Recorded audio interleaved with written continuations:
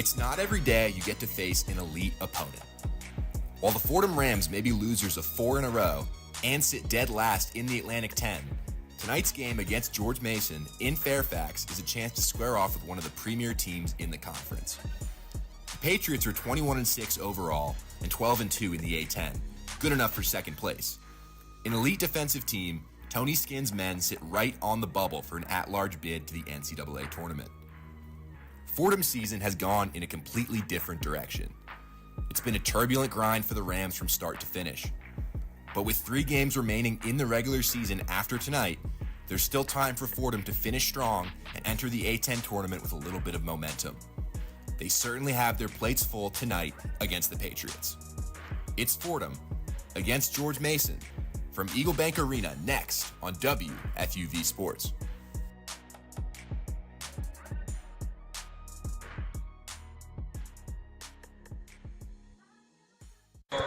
From Eagle Bank Arena here in Fairfax, Virginia, this is Fordham men's basketball on WFUV Sports. I'm Nick Guzman alongside Chris Carrino. Tonight's matchup is between the Fordham Rams and the George Mason Patriots. Chris, to start in this one, Fordham comes in at 11-16, 3-11 in the Atlantic 10, losers of 4 straight. Some positives from that win, or that loss rather, against Davidson on Saturday, but still a lot of work to do for this Fordham team. Yeah, you said it right, Goose. A lot of work to do for this Fordham team. Losing 4 straight coming into this one. If they want to get back on the right track, looking at this roster plainly, the guard play has been steady. It's been steadily dependable. Whether you're looking at Jackie Johnson or you're looking at Jaffe Medor, it's been dependable for this team and has helped them throughout the way. The big man play, almost in the opposite direction, has been dependably kind of poor throughout the season so far. The defining factor for this Fordham Ram roster and this Fordham Ram team going forward for the rest of the season is their wing play.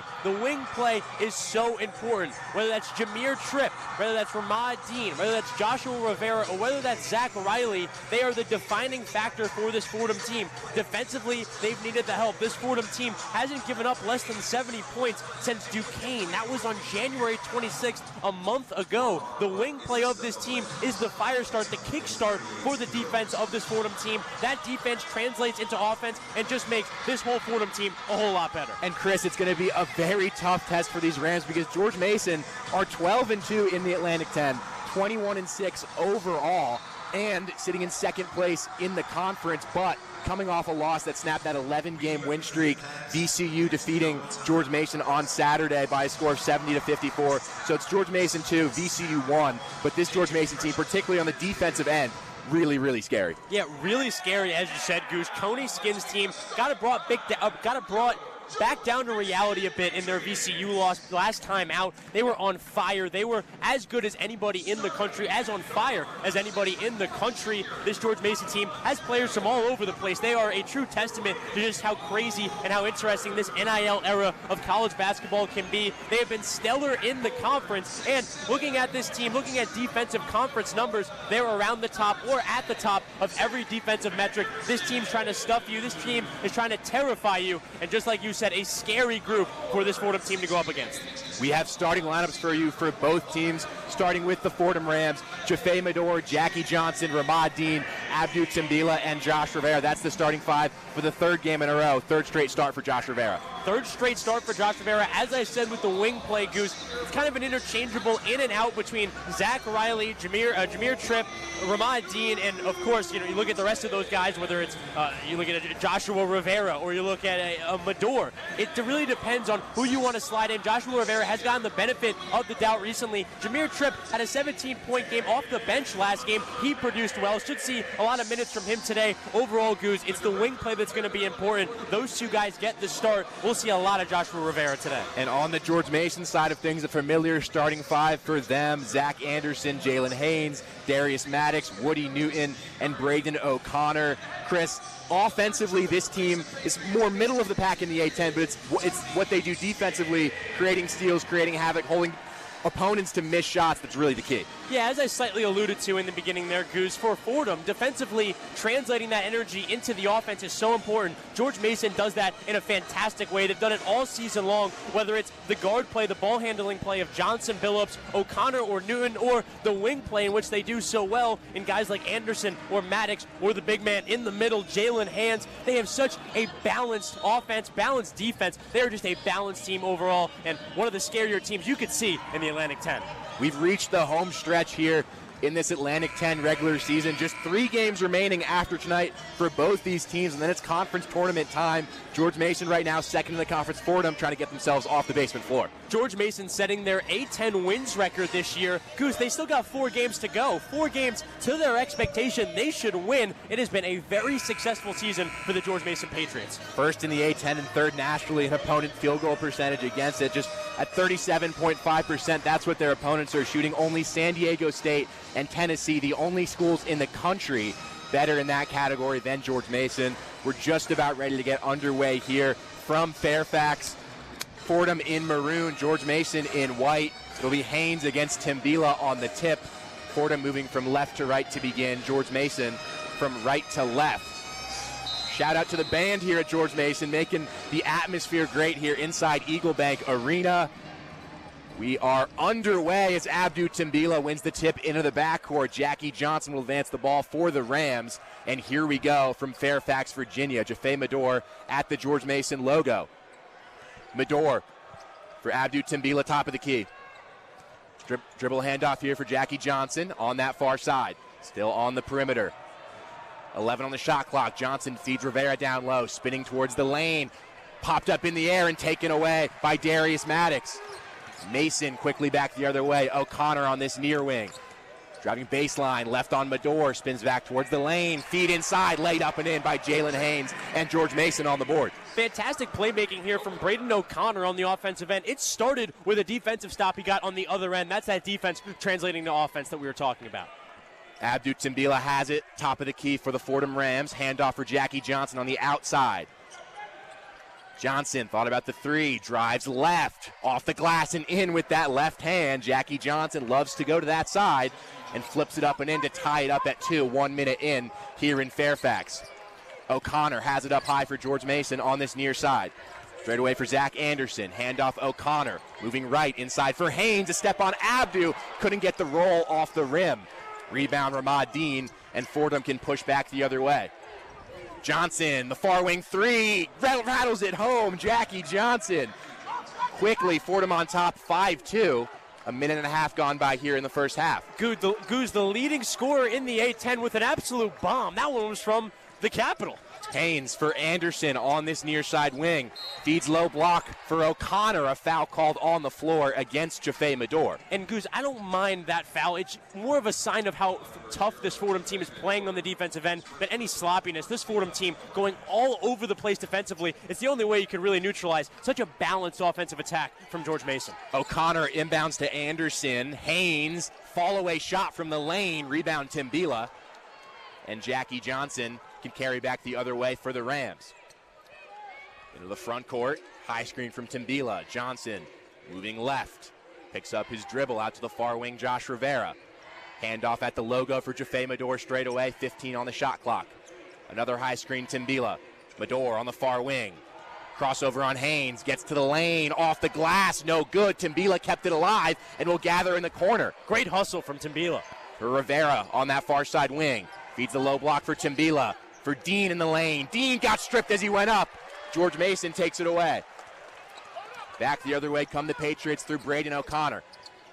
O'Connor up high, down low looking for Haynes. Pass deflected. Ramad Dean with the takeaway. And Jaffe Medor quickly back the other way for the Rams. Medor crossover up high into the lane. Dean lays it up and in. Underhand scoop lay. Off the ball movement, Goose. Guys cutting, guys moving. This Fordham offense looks invigorated. A great start for the Fordham Rams. And a quick timeout taken by George Mason. 17:21 to go in the first half. It's 7-2 Fordham. Chris, what a start for the Rams. What a start for the Rams. I talked about it before the game, right before the game started. Translating that energy from the defensive end onto the offensive end was so important, and they've done that so far. far. This team flying around on the defensive end, not sparing any sort of hustle, and on the offensive end, letting that translate, letting that energy bubble. It's so important for this Fordham team. We've seen the guards be steady as they've been all year, but I even like the hustle from Timbila on one of those plays on the loose ball. The wing play will come, but as long as this team can stay steady on both ends, they'll always give themselves a shot. And I think, Chris, if you're Fordham, you couldn't afford a slow start in a game like this against a team like George Mason. So to come out the gates flying in this opening 2.5 minutes, a great start for the Rams. They're up 7-2 with 17:21 to go in the first half, and already forcing a timeout from George Mason head coach Tony Skinn. And the keys I'm talking about for Fordham, they're definitely also in the favor of George Mason, getting those defensive stops, translating it onto the offensive end. It's what's made George Mason so good this year. Braden O'Connor carries the ball into the front court. On the far side wing, Darius Maddox. Up high for Zach Anderson, near wing for Newton. Straight away, O'Connor has it again. O'Connor moving right, back to the near side. Newton in the corner, fakes the three, drives baseline, the floater, in and out, the rebound, put back up and in. Haynes with the finish, 7-4 Fordham, 16:52 to go, first half. Medor up high, handoff for Jackie Johnson. Straight away at the GMU logo, it's Josh Rivera, pushed out to the far side for Jaffe Medor. High screen, Timbila. Medor finds Timbila down low. Beautiful pass, beautiful finish from Abdu. More cutting off the ball. The guards able to find players in pretty successful spaces offensively. Really good Fordham offense. 9-4 in favor of the Rams. 16:24 to go, first half. Braden O'Connor straight away. This near side wing for Anderson. Moves it further for Maddox. Back to the middle for Haynes. Out to the far side. That's a three from Newton. No good. Rebound O'Connor. Kick back out up high. Darius Maddox connects on the three-pointer. Big three for George Mason, getting back into this game. Fordham was creating some distance. George Mason not going anywhere. Back the other way come the Rams. Jaffe Medor. Handoff for Jackie Johnson. It's 9-7 Fordham. Under 16 to go, first half. On the far wing, Jaffe Medor has it. Against O'Connor. Straight away for Abdu. Handoff for Jaffe Medor. To the corner. Dean. He'll try the three. That's short. The rebound loose down low. It's going to be a foul on the floor against George Mason.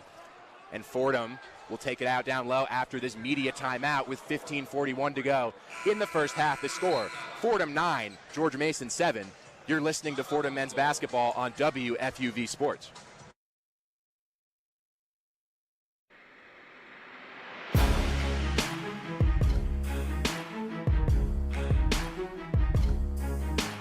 I'm Chaz McAdams. And I'm Ben Oppenheimer. And we are two of your hosts for On the Hill, the flagship podcast of Fordham Athletics. We'll be talking about everything from football at Moglia Stadium to hoops at the historic Rose Hill Gym. Discussing the ins and outs of all Ram athletes, teams, and big games. If you want to be part of the Ramily, then listen to On the Hill from WFUV Sports.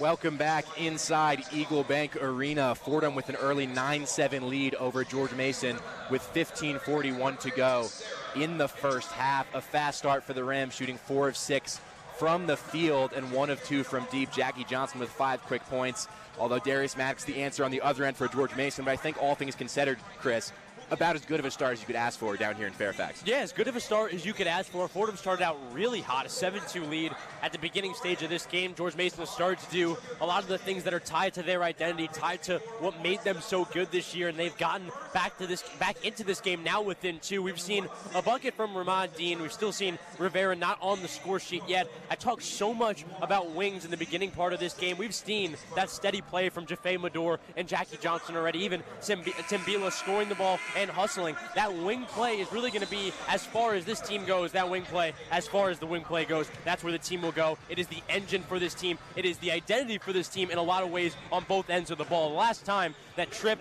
Rivera, and Ramad Dean all were in double figures, Goose, was the last road win for this Fordham team at LaSalle. That was almost a month ago. With 15:41 to go in the first half, Fordham 9, George Mason 7 as we come out of this media timeout. Last play before it was the foul on Braden O'Connor underneath on that rebound play. So Fordham will inbound underneath in the front court through Josh Rivera. been a lot of Jalen Hands so far. The big man for George Mason could see a little more balance offensively for the Patriots coming out of the timeout. To Johnson coming around the screen, has it in the far corner. 15 on the shot clock, straight away Jaffe Medor at the GMU logo. Medor, screen from Timbila up high, straight away Johnson now, 7 on the shot clock. Jackie's got Woody Newton in his face, drives right, knifes to the lane, throws a lob for Abdu, off the glass, off Abdu's hands and out.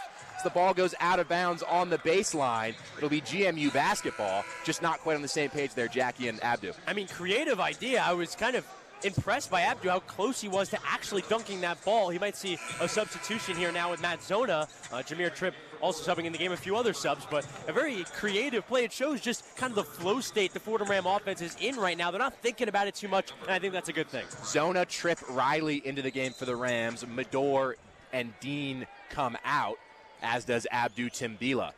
GMU with it in the backcourt. KD Johnson on the floor for the first time for George Mason. Has it in the front court at the logo. Moving right. Straight away, this is Jared Billups also on the floor for the first time tonight. To Johnson. Straight away, Haynes. Handoff for Maddox into the lane. Righty floaters pure. Maddox, a lanky wing for this George Mason team. He could do it on both ends. Using that athleticism there, getting in the lane, really important for George Mason. 9-9. 14:50 to go in this first half. Jackie Johnson driving left, lost the ball. It's out of bounds on the baseline. Last touch off Jared Billups, so Fordham will inbound underneath. George Mason starting to build some defensive momentum now, starting to stack up the stops. Not a good sign for the Rams. Tripp to inbound underneath.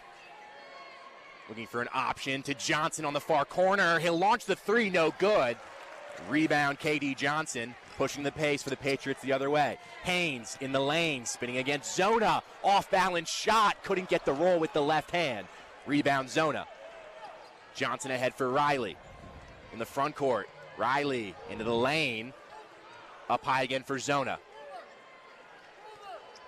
Handoff Rivera at the logo. Tripp far wing. Tripp drives right, gets inside, took a bump, got it, and the foul. Jameer Tripp coming off his best game of Atlantic 10 play so far. 17 points and 10 boards against Davidson. Picks up right where he left off with the and one chance. Jameer Tripp doing everything that he is so known for doing well there, whether it's making the right play, driving into the lane, definitely the right play there, not giving up the ball, taking it himself, using his athleticism to get that one to go, even with the contact and that size, the just sheer size of him. All three things so important to his game. Tripp completes the three-point play. It's 12-9 Fordham, 14-12 to go in the first half. And if Jameer Tripp can be this kind of player for this Fordham team, it takes them to a whole nother level. And the versatility in which he does it, so important.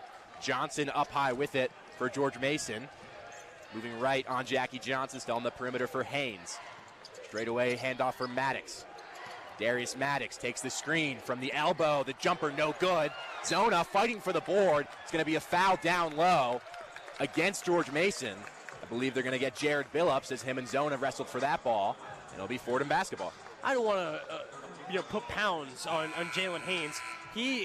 Let's just say Matt Zona gives up a lot of pounds to him in that matchup down low. The way Matt Zona able to fight down low, keep clawing, really, really a lot of respect and just really impressive in general. Jalen Haynes listed at 6'8", 265.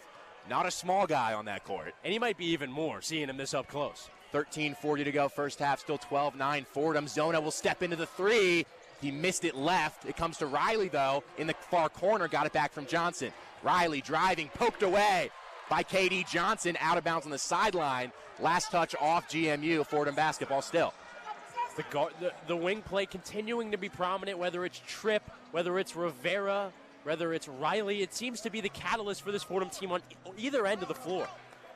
Tripp will inbound on the far side. 14 on the shot clock for the Rams. Gets it to Josh Rivera up high. Rivera driving into the lane, trying to back down Johnson. Rivera gets inside, took a bump, no call. Back the other way come GMU. Johnson, coast to coast, forced the shot up, no good. Jameer Tripp's going to get called for the foul, and two shots coming for KD Johnson. Yeah, Jameer Tripp, a bit puzzled on the baseline there, seemingly a no call or whatever you may call it for Fordham. If you're upset about not getting the call on the offensive end, you cannot let it affect you getting back on the defensive end. George Mason had numbers, and even if they didn't have numbers, it just seemed they were more determined than Fordham going back the other way. That was the defining factor. Fordham has to eliminate that. So free throws coming here for K.D. Johnson, the senior from Atlanta, Georgia. First free throw off the heel and out. Transferred from Auburn, where he wasn't just at Auburn, he was a key contributor for his 3 seasons there. Yeah, absolutely. He's been a key contributor on this team as well. 7 points per game for Auburn last season in their SEC championship run. 3 years at Auburn. His freshman year he spent at Georgia. The senior Atlanta guard, I said it to you when we got here. We saw him warming up. His size is just so impressive. Broad shoulders for a guard, has a lot of weight on him, a lot of momentum. And as he misses the free throw there, definitely another added piece, an added weapon to this scary George Mason team. Johnson misses both at the line, so Fordham still with the 12-9 lead, 13 minutes to go first half. Jaffe Medor in the front court for the Rams. Out to the far wing, Ramad Dean. Handoff for Zach Riley, straight away, trip. Flips back to Medor, screen from Zona. Medor moving left. Crossover, drives right into the lane. Medor straight away for Dean. 4 on the shot clock. Tripp has it. Tripp spins, has to get it up, and he didn't. Not aware of how much time was on the shot clock. It's going to be a violation on the Rams, GMU basketball. Yeah, Goose, the timing a bit poor there, but I like the idea of being able to isolate a player like Jameer Tripp in the left post. It seems like it's going to be beneficial for your offense more times than it isn't. So George Mason basketball in the backcourt. Justin Begg carries ahead on the floor for the first time tonight. Begg against Riley on this near side wing. The screen from Emejuru comes it inside for Begg, out to the far corner. Driving in is Billups. To the near corner now. Anderson, 10 on the shot clock. Straightaway here for Johnson. Dean on him. Johnson will pop it from the corner and bury it. That is tough. He turns around and looks at the Fordham bench directly after the jumper. After a long possession like that, has to be demoralizing for the Fordham defense to get a shot to go like that for George Mason. That ties us up at 12 with 12:04 to go in the first half. Matt Zona has it up high for Fordham. Moves right now for Ramad Dean. Dean feeding the post for Zona. Retreats back to the corner. Zona for Medor. There's a bump, and that's going to be a foul on Fordham. Ball's going to go the other way. Jaffe Medor, as he's going to get whistled for the call, I think. No, it's going to be Matt Zona. George Mason has been so successful all year long, and I could see one way so far here this evening. Only 1 turnover so far in the almost 9 minutes played in this first half. If you're going to win a lot of games and stay competitive in a lot of games, that's one of the championship characteristics. George Mason does that, and Fordham, a good example of not doing that there, of forcing that turnover for them on that end of the floor. They got to limit the turnovers, limit how much they give away the ball, got to really take care of each possession. We've reached our under 12 media timeout with 11:51 to go in the first half. The score, Fordham 12, George Mason 12. We'll send it back to our Rose Hill studios for the one-on-one scoreboard with Chase Benson. The one-on-one scoreboard. As far as the A10 goes, over in Philly, Duquesne leads LaSalle 23-15 with 5 minutes and 40 seconds left in the first half. Down the road at Hagan Arena, St. Bonaventure just tipped off against the Hawks. The Bonnies are up 6-2 with half a minute left into the game. Rhode Island hosts Dayton today, and the Flyers currently lead by 3 with a score of 5-2. Flipping over to the top 25, number 8 Michigan State made the drive to Xfinity Center to play number 16 Maryland. The Spartans lead by 2 to the Terps with 1 minute left in the first half. Unranked Ole Miss takes on number 1 ranked powerhouse Auburn. The Tigers are up big early 19-7 at Neville Arena with 15 minutes to go in the first half. Over on the hardwood, the Celtics are battling the Pistons at Little Caesars Arena. Pistons currently lead by 5. Clippers tip off against the Bulls in Chicago at 8 p.m., and the Clippers are 9-point favorites for that game. Earlier today, Yankees took on the Cardinals in spring training down in Tampa and finished up on top 7-0. With the one-on-one scoreboard, I'm Chase Benson.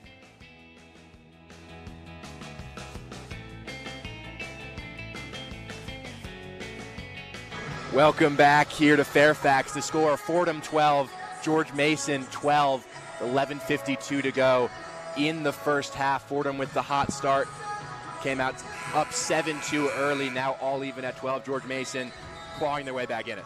George Mason clawing their way back into it. They're doing it through their identity. Tough defense on that side of the court, and then translating it into offense on the other end. They're not blowing anybody away with their offense necessarily right now. Still a tie game at 12, but they have definitely shortened the gap since the beginning of this game. Fordham came out very hot to start this one. 11:51 to go in the first half. Fordham 12, George Mason 12. George Mason coming off that tough loss that snapped an 11-game win streak against VCU at a sold-out Spiegel Center. A tough place to play, but I think a little bit of a wake-up call for the GMU team looking to bounce back tonight against the Rams. Yeah, two very good teams in this Atlantic 10 conference. It seems both of them are going to have a chance to really prove themselves in around a month or so. GMU with it out of this timeout. Anderson on the baseline underneath took a bump. And that's going to be another foul on Matt Zona. That's two quick ones, and that'll get Abdu Timbila back into the game. I still enjoy, from the Fordham perspective, the tough defense on the other end. Yes, it may lead to fouls like that on the floor, but I still like the identity in which they're playing on the defensive end. I think it's why they're in this game the way they're in this game right now. Mason to inbound underneath in the front court. Johnson gets into Anderson in this near corner, watched very closely by Jameer Tripp. Anderson drives baseline, loose pass. It's going to be a kickball, and George Mason will keep it underneath. Great baseline defense there from Jameer Tripp, continuing to stack up more and more good defensive moments, good defensive stops. It'll help this Fordham team in the long run. Johnson flips that one up for Emejuru to Begg on this near wing. They feed the post for Zach Anderson against Jaffe Mador. Anderson into the lane with the right hand blocked away by Abdu Timbila. Great help defense as the Rams go back the other way. Jameer Tripp spins inside. Acrobatic lay off the side of the rim. Rebound GMU. Back the other way comes KD Johnson. Coast to coast. Missed the lay. Timbila the board, and he's fouled by Emejuru. And it will be Fordham basketball. And Abdu is pumped up under the basket. He should be. He is playing so hard on both ends of the court for this Fordham team right now. Fordham keeping up with this insane pace that George Mason is playing at, and they, to be honest, Goose, look like they belong. Anderson was trying to take advantage of the size mismatch against Jaffe Mador, but Abdu, he hasn't always this season been in the right spots defensively, but that time in the perfect spot to help. He's made the block and then made this slight tip to get it out of the hands, out of the possession of the George Mason players. It was a very small moment, but a very smart moment from Abdu. Jaffe Mador into the front court for Fordham. There's 10:57 to go in the first half. Jameer Tripp up high, drives right towards the lane, backing down, back outside to Jaffe Mador on this near wing. 10 on the shot clock for the Rams. Mador fakes, goes behind the back and lost it up high. Back the other way comes Johnson, and an easy layup for him. More forcing of turnovers for this George Mason defense. It's what they do. It's a part of their identity. And now some bickering from Fordham players. This George Mason team knows how to break down a team in every single way. 14-12 Mason, 10:30 to go first half. Jackie Johnson on the far wing for the Rams. 15 on the shot clock. Johnson crossover from the left elbow. Mid-range shot wouldn't go. Off front rim. Rebound Mason. Johnson has it in the front court. Straight away for Begg. Begg drives right with the right hand. Floats it up, in and out. Rebound secured by Johnson. Johnson ahead for Dean, just kept that one in play. No, he stepped on the baseline. Yeah, Coach Keith Ergo motioning to calm it down slightly. I agree with him, but not a terribly ambitious idea. It was very ambitious to go for that lob pass. I continue to talk about the pace of this game. It's so fast. Will Fordham keep up with it? That will be one of the major storylines of this game going forward. 14-12 George Mason, 9:57 to go first half. Justin Begg into the front court for the Patriots. Commanding the offense. Josh Rivera watching him. Fordham in their 3-2 zone look. Begg will pop the triple and parry it. That's how you beat the 3-2 zone. You fire it from deep. 3 for 4 now. George Mason is from deep. They haven't taken that many, but when they've taken them, they've gotten them to go. Now a 5-point lead for George Mason. They're creating some separation on the scoreboard. Fordham have gone cold on offense, haven't scored in the last 4:30. Josh Rivera up high. Out to the far side for Jaffe Mador. Mador spins, moving left to the far corner for Ramad Dean. Dean with 9 on the shot clock, looking to feed Timbila in the post. Fordham have to do something here. 5 seconds, handoff for Mador. The tough three, he knocks it down. Jaffe Mador, all kinds of contest on that one. He knocks it down anyway. In maybe the most stagnant possession of the entire Fordham offensive night, of course, they get a shot like that to go. The other way, Mason feeds Emejuru down low.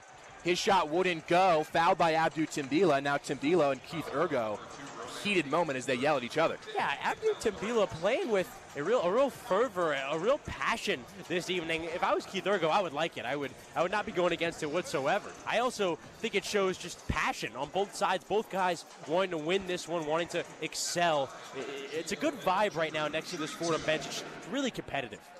So 2 shots coming for Giovanni Imajuru, junior from Leicester, England, the tallest player on this George Mason roster, knocks down his first free throw, 18-15 GMU. You got him and Jalen Hands out there together right now, and definitely a big lineup for this George Mason team at the guard position. Katie Johnson also out there, talked about his frame earlier. It's a large group for George Mason. Going to be interesting to see how Fordham matches up with it. Second one off front rim, Tambila the rebound. As Dean falls to the court, helped back up by Abdu. He almost took out his teammate there. As Jackie Johnson will advance the ball for the Rams, down by 3 with 8:45 to go in the first half. Johnson pausing at the logo. To this near side wing, bounce to Josh Rivera. Keith Urgo saying they got to go on this offensive possession. 9 on the shot clock, still no action. Screen from Tambila, Mador on the near wing, straight away for Johnson, 4 on the shot clock. Johnson, again the high screen, has to get it up. Did he get it up? No, he didn't. That's a shot clock violation. Another bad possession for the Rams. They didn't get into their action, Chris, until about 7 or 8 seconds left on the shot clock. Yeah, Goose, it's very similar to the possession I talked about earlier with the major Jaffe Mador heave. Just seems like a lot of stagnation on the offensive end. The energy, the movement, the cutting, everything we saw in a positive direction in the beginning for the Fordham offense, it's just not there anymore. Far corner, Katie Johnson whipped inside for Billups. Around the horn, they get it to Imajuru, who finishes down low. Got the positioning inside. It's 20-15 GMU, 8:05 to go first half. It was Jalen Hands on the finish there. Jalen Hands, I showed you his highlight earlier today, actually, in the hotel room, has a knack for finishing under the basket that is unparalleled by anybody in the country. Hayne making his presence felt early, 6 points on 3 of 6 shooting. Jaffe Mador into the front court for Fordham, down by 5. Mador on the far side, bounce straight away for Tambila. Tambila, handoff on the outside for Johnson. Moving left, need an option against this stout this stout George Mason defense rather. 5 on the shot clock. Johnson the crossover, lost it up high. 3 seconds, 2. It's going to be a foul on the outside with 1 second on the shot clock. They're going to get Jalen Haynes on it. Johnson nowhere near the basket. But another bad possession for Fordham, and Chris, you're finally starting to see why this George Mason defense is so talked about. So talked about, and for good reason. Jackie Johnson, we talked about earlier, one of the best, if not the best scorer in this conference, has been almost completely neutralized by not only the defense of an individual on the George Mason defense, but the collective defense of this George Mason team. They play as one, 5 guys playing as one. It's very impressive, and it's a big reason for all the success they've had this season. We've reached our under 8 media timeout with 7:25 to go in the first half. George Mason 20, Fordham 15. You're listening to Fordham men's basketball on WFUV Sports.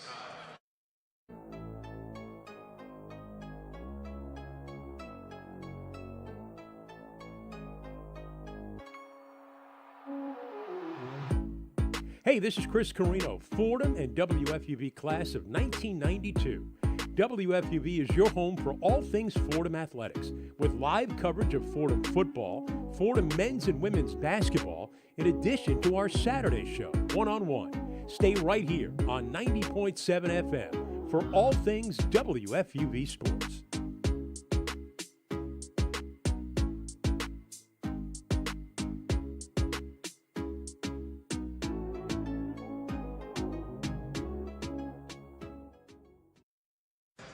Welcome back here inside Eagle Bank Arena. This is Nick Guzman alongside Chris Carrino. The score, George Mason 20, Fordham 15. Chris, if you look at the shooting numbers offensively for Fordham, it's not bad. 6 of 13, 46% from the field, 2 of 5 from deep. But it's the 8 turnovers compared to just the 1 for George Mason that have been the difference so far. Yeah, big testament going to what we were just talking about before going into the break. The defense of this George Mason team able to force turnovers and not give them up on the offensive end. That gap, that turnover ratio is so important. George Mason, not a team who's had a great turnover ratio this whole year, not necessarily excelling in that field, but today they've done a great job of that. And like you said, the shooting numbers not a ton different on both ends. wins, but that turnover discrepancy seeming to be the major difference in this game so far. Going to what I was talking about earlier, just how valuable each possession offensively with the ball is. Fordham needs to really realize that. It's 6 turnovers for the Rams in the last 6 minutes. Not good. And 46 seconds. Not good. A little better than just 6 minutes, 6:46. Yes. But for Fordham, down by 5 here with 7:25 to go in the first half. George Mason, on the other hand, shooting 8 of 17 from the field. That's 47%. And 3 of 4 from deep. In the George Mason VCU game from Saturday against 2 of the premier teams in this conference, it was an offensive struggle in the first half, and then VCU turned things on in the second. GMU never did, but offensively looking better against the Rams. And Goose, this game was 7-2. George Mason storming back in this one to take the 5-point lead. Fordham could come back with just as fast of a comeback. The pace of this game just so fast. Out of the timeout, Josh Rivera, top of the key, handoff on the near side wing for Zach Riley. 8 on the shot clock. Rivera, near wing, driving baseline. He spins. 3 to shoot. Rivera will fade away. Off front rim and out. Rebound, KD Johnson. Johnson attacks the rim against Riley, blocked away by Rivera. Out of bounds on the baseline. Last touch off Josh. GMU will keep it, but great hustle to get back there from Josh Rivera. Holy moly. Joshua Rivera going up with 2 hands on the backboard, trying to pin the ball. That is one athletic young man from Monmouth County, I might add. Monmouth County, New Jersey. Shout out. Exactly 7 minutes to go in this first half. Still that 5-point GMU lead. Ryan Pettis, the freshman, will check in for the first time. Zach Riley comes out. Goose, just something in the water in Old Bridge, New Jersey. Just has him hopping out of the gym. There you go. Inbound underneath is going to be KD Johnson. Johnson flips up high for Jared Billups. Immediately down low for Jalen Haynes against Abdu. Haynes gets inside, missed at the rim. They're going to get a foul on Abdu Timbila. Keith Ergo doesn't like the call. Abdu doesn't like the call. Either way, it's going to be Jalen Haynes going to the free throw line. Yeah, no one particularly happy about that call. The whistle has not been super consistent on both sides, with a lot of calls, either being not called at all, or maybe some what people would call softer fouls going. But like it is in basketball, in all times, you can't really can't change how calls are being called. It's like the weather; you can't change it. You have to adapt to it. This Fordham team needs to adapt to it. Maybe a little less hands, a little less physicality on the defensive end would do them well, without losing the identity of toughness they've held so far this evening. Haynes clanks the first free throw off the heel. George Mason, 1 of 5 from the free throw line tonight. And it would be interesting, like you said, Pettis out there now for Fordham could, from an offensive perspective, they've struggled from the three-point line, just in general, scoring the ball consistently. Would maybe like to see if Coach Keith Ergo making a change, trying to see if he could change that up a little bit. Second free throw goes from Haynes, 21-15. George Mason, 6:53 to go in the first half. George Mason presses. Fordham broke it. Mador to Rivera, and Josh Rivera throws it down. Fast and accurate and precise from the Fordham offense. This 6:45 of this first half, so important for this Fordham team. Down 4 with good play at the end of this first half. They could put themselves in a really good position. Fordham respond with some backcourt pressure of their own, which was a big reason why they got back into that Davidson game after being down big on Saturday. George Mason breaks the pressure and has it in the front court. Darius Maddox on the far wing. Straight away here for KD Johnson. Jameer Tripp watching him. Haynes up high against Pettis. Haynes, the size mismatch, barrels inside, can't finish at the rim. Jameer Tripp the rebound, pushing the tempo back the other way for Fordham. Pettis up high for Tripp to the far corner. Jaffe Mador, the 3 short. Dean tipped it only as far as Darius Maddox. The other way comes VCU. Billups, shot wouldn't go. Jared Billups will go to the free throw line, and that's going to be a foul against the Rams. 2 shots coming. There has been a serious commitment, Goose, from this Fordham team on the defensive end here in Fairfax, Virginia. There's been a cohesion with this Fordham defense. There's been a hustle with this Fordham defense that has not been there this entire season. It has been every guy, not only in the starting lineup of this Fordham team, but pieces coming on from off the bench, whether it's Tripp or Pettis, who's out there now. Fordham really cohesively playing a really good brand of defense right now. It's why they're so close with such a good team in George Mason. First free throw, no good from Jared Billups. Chris, it's no secret just how much this Fordham defense has struggled this year. I mean, they're last in the A10 in nearly every major defensive category. It's been about there's been stretches like this season. It's about consistently stringing together positive defensive stretches throughout the course of an entire game. Fordham have had pieces so far this year, but the big reason why they're 3-11 is because of the inconsistency. Yeah, and it's been consistent so far this evening in this first half. It's obviously just the question you said, can they keep it going for the entire game? A commitment on the defensive end, I think they can hold up with as long as their hustle stays the same. Billups knocked down the second free throw the other way. Rivera's shot wouldn't go. Jameer Tripp to the ground with the rebound. As he secured it, he was laying on the baseline. And that's going to be George Mason basketball. 5:45 to go first half. It's 22-17 in favor of the Patriots. And the defensive commitment's impressive from Fordham, but they need to start scoring the basketball. 17 points with 5:40 left in this first half. They need to get to a more consistent offensive groove. Straight away, Newton down low off the hands of Haynes. Last touch off of Haynes. Fordham basketball. It's going to be an immediate call for a challenge from Jalen Haynes. I don't know quite what the protocol is going to be. He had his hands up, wanted a challenge, but everybody does that, even if you can't do it. Right, of course. Chafé Mador into the front court for the Rams.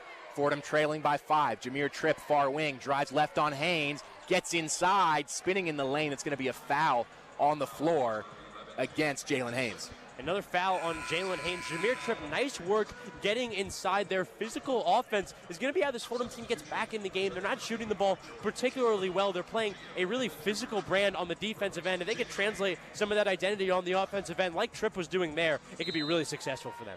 Second foul on Haynes. Rivera into the corner. Mador fires the three, would not go. Josh kept it alive with the tip. There's going to be a foul called underneath, and that's against Josh Rivera. Another testament to the hustle on the defensive and offensive glass from this Fordham team. They have been trying to tip and grab every loose ball so far here in Fairfax, Virginia.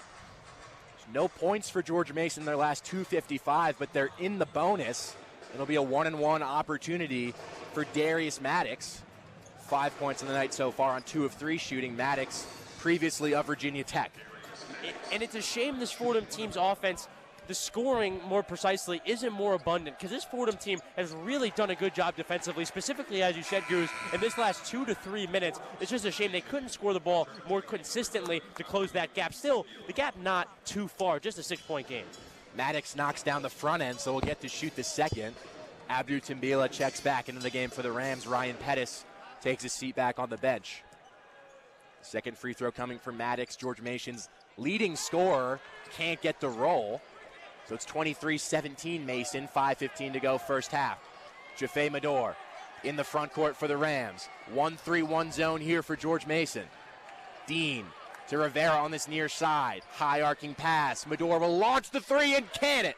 Chafé Mador knocks it down. Rams back within 3, under 5 to go first half. He's taking a few, gets that one to go. The Fordham Rams needed that one desperately. Justin Begg out to the far side. Woody Newton. Handoff for O'Connor. Maddox near wing. For Begg, they feed the post down low. Imajuru against Timbila. His pass deflected by Rivera and stolen away by Abdou. Love how active everyone is defensively, even off the ball. Here's Mador straight away. Crossover, drives left. Knifes into the lane, blocked away by Imajuru. Mador still with it, escapes to the corner. Dean's open for 3, no good. Still loose. Jameer Tripp tipped the board back to himself on the perimeter. Tripp down low. Timbila spins on Imajuru. The high shot, no good. Rebound Imajuru. Mason the other way. O'Connor backing down Tripp. Gets to the lane, spins, took a bump from Jameer Tripp down low. A foul against Fordham. Another testament to that physical defense they're playing on the other end. Tripp playing extremely close to the player he's defending. I got fired up on the offensive end there. The 3 for Dean doesn't go after some really good interior defense from George Mason, but the fight on the glass, specifically the offensive glass from Fordham, gotta be honest, Goose, get me fired up. Ramad Dean, Chris, 0 for 2 from deep in this game, 1 of 20 from deep in his last 6 games. His three-point percentage number was up near 45% for most of this year, now back down to 34. And the last time Dean was in double figures for this Fordham team was the LaSalle game on January 29th, their last road win. He was integral in that win, similar to this one today. Just gotta hit more shots. Braden O'Connor knocks down the front end of the 1-and-1 to make it 24-20 George Mason. And to your point, he was 3 of 6 from the three-point line in that game. Some more consistency from the three-point line, not only from him, but from the rest of this Fordham team, could get them right back into this game. O'Connor knocks down both, 25-20 GMU, 4:09 to go first half. More full court pressure from George Mason. Rivera into Medor, and now the Patriots will back off. Into the front court, Medor, handoff up high for Josh Rivera. For Jackie Johnson now. On the far wing, crossover, drives baseline. Johnson looking for Timbila out of his reach, stolen away by O'Connor. Ahead for Billups. Circles underneath the basket to the far corner, the shot fake. Gets inside O'Connor to this near wing. Maddox, his three's good. Darius Maddox puts George Mason up by 8. It's 28-20 with 3:44 to go in the first half. GMU's largest lead of the day. Goose, George Mason transferring that good defense into good offense. It's what they've done all season long, and boy, are they good at it. Timeout called by Keith Ergo. That will also send us into our under 4 media timeout. The score, George Mason 28, Fordham 20. We'll send it back to our Rose Hill studios for the one-on-one scoreboard with Chase Benson. The one-on-one scoreboard. Keeping at A10, the Dukes are locked in a tough battle, currently up 3 against the Explorers at halftime. On the other side of Philly, the Bonnies are battling the Hawks, with the current score being 24-20, Bonnies leading. Our Fordham baseball team was victorious tonight against the Iona Gales at Houlihan Park. Fordham put up 18 runs to Iona's 10, which puts the team at 2-6 on the season. Transitioning back to college hoops in the top 25, number 12, Texas A&M, is currently hosting Vandy with a close game so far. The Aggies lead by only 1 with 10 minutes left in the first half. Unranked Notre Dame takes on a tough 13-ranked Clemson team at Little John Arena, with the Tigers mounting a 22-point lead 13 minutes into the first half. Later tonight, Rice tips off against the number 18 Memphis Tigers, the Tigers being a 13.5-point favorite. Going over to baseball, the Sooners lead Texas Southern 5 runs to none in the top of the 8th. Down in Florida, FSU leads 4-3 over Jacksonville in the 4th inning at John Sessions Stadium with plenty of game left to be played. With the one-on-one scoreboard, I'm Chase Benson.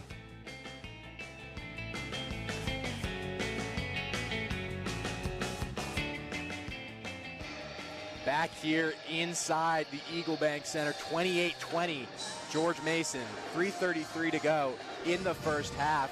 GMU's largest lead of the night so far. Chris, Fordham, just 1 of their last 7 from the field. Those shooting numbers down to 36% from the field, 33% from deep, and the 9 turnovers.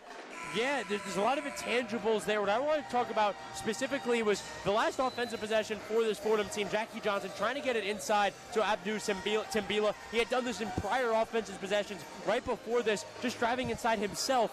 My kind of argument or question I would have for the Fordham offense is, why would you engage so matter-of-factly?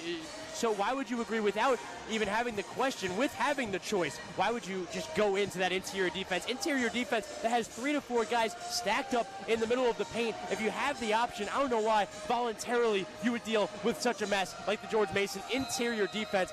I think even just having more of an impact on that outer side, not even maybe the three-point line, but just the mid-range. That's going to be really important if Fordham wants to put up points and keep up with this George Mason offense. 3.5 minutes to go in the first half. Jaffe Medor on the far wing, hands off for Jackie Johnson. The Rams trail George Mason by 8.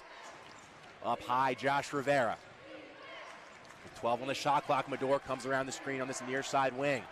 Medor with 7 on the shot clock, still on the perimeter, needs an option. Crossover up high, fake the step back. Dean will launch the triple, off front rim and out. No good, rebound O'Connor. And when everyone stays inside on the internal defense for George Mason, it creates a lot of stagnation around the perimeter for Fordham, like those possessions. Very, very unbeneficial. Dean now 0 of 3 from deep on the night. Newton up high for George Mason, swung to the near wing O'Connor. Screen up high from Newton. O'Connor backing down Medor in the lane. O'Connor, backdoor, it's Maddox. The fadeaway shot is short. Ramad Dean comes in for the rebound. Nice play there from Dean, in the right place at the right time. Fordham needs to go now offensively. An 8-point deficit, 2.5 to go in the half. They really, really need to get an offensive score. Far wing Ramad Dean, Timbila up high, hands off for Johnson, knifes his way inside, but just no room against that George Mason interior defense. Johnson launches the long 3, in and out. Rebound GMU. O'Connor, long pass up ahead, blocked away by Tim Bila. Wasn't even looking in the right direction and knew where to put his hands. Instinctively, a very, very good defensive play there from Abdu. Mador, near wing Rivera, his three, too strong. Maddox the rebound. I like the shot. Very contested, but the way he stepped into it, the way he had a lack of hesitation on that shot, it's a shot I like him taking. Fordham just 3 of 12 from deep. That's 25% on the night so far. Inside, Imajuru back for Newton, took the bump from Abdu and finished anyway. Strong move from Woody Newton. It's good offense in all facets, Goose, especially at the end there. Woody Newton able to take the contact, the senior from District Heights, Maryland, taking all of Abdu Sambila's big frame and finishing.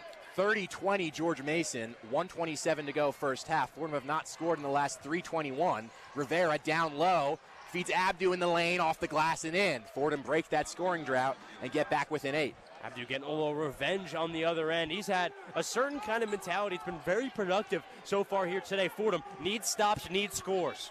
1:07 to go in the first half. O'Connor straight away for George Mason.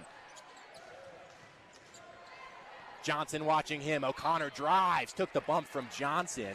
Foul on the floor with 57.7 to go in the first half. George Mason in the bonus, though. And Goose, the shooting percentages, both three-point and from the field, have gotten larger and louder. Specifically, the field goal percentage is 45% from George Mason to Fordham Rams 34%, 9 for 26 from the field, 3 for 12 from the three-point line to George Mason's 4 of 5.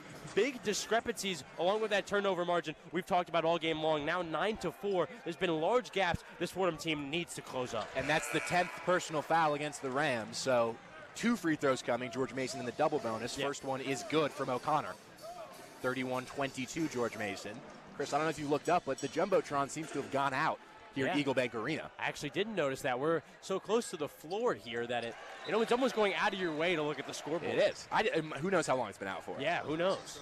I do notice when you take a prowl around, especially the higher part of this arena, the George Mason 2006 Final Four banner from their trip in Indianapolis. It's as big as anything in this arena, an achievement that happened long ago, still as celebrated as anything in this community. What a team that was back in 2006. You know who was on that team? Yes. the head coach Tony Skinn. The head coach of this George Mason team, Tony Skinn, not only on that team, a starter and a main contributor for that team.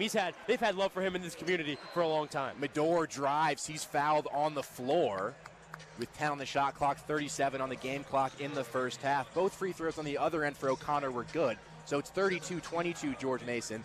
37 seconds to go in the half. Fordham in the bonus here. Jaffe Mador at the line. And we've talked about the defensive numbers of George Mason throughout today, but to get into them in specific, George Mason, opponents averaging 62.4 points per game. That's tied exactly to the 10th with VCU.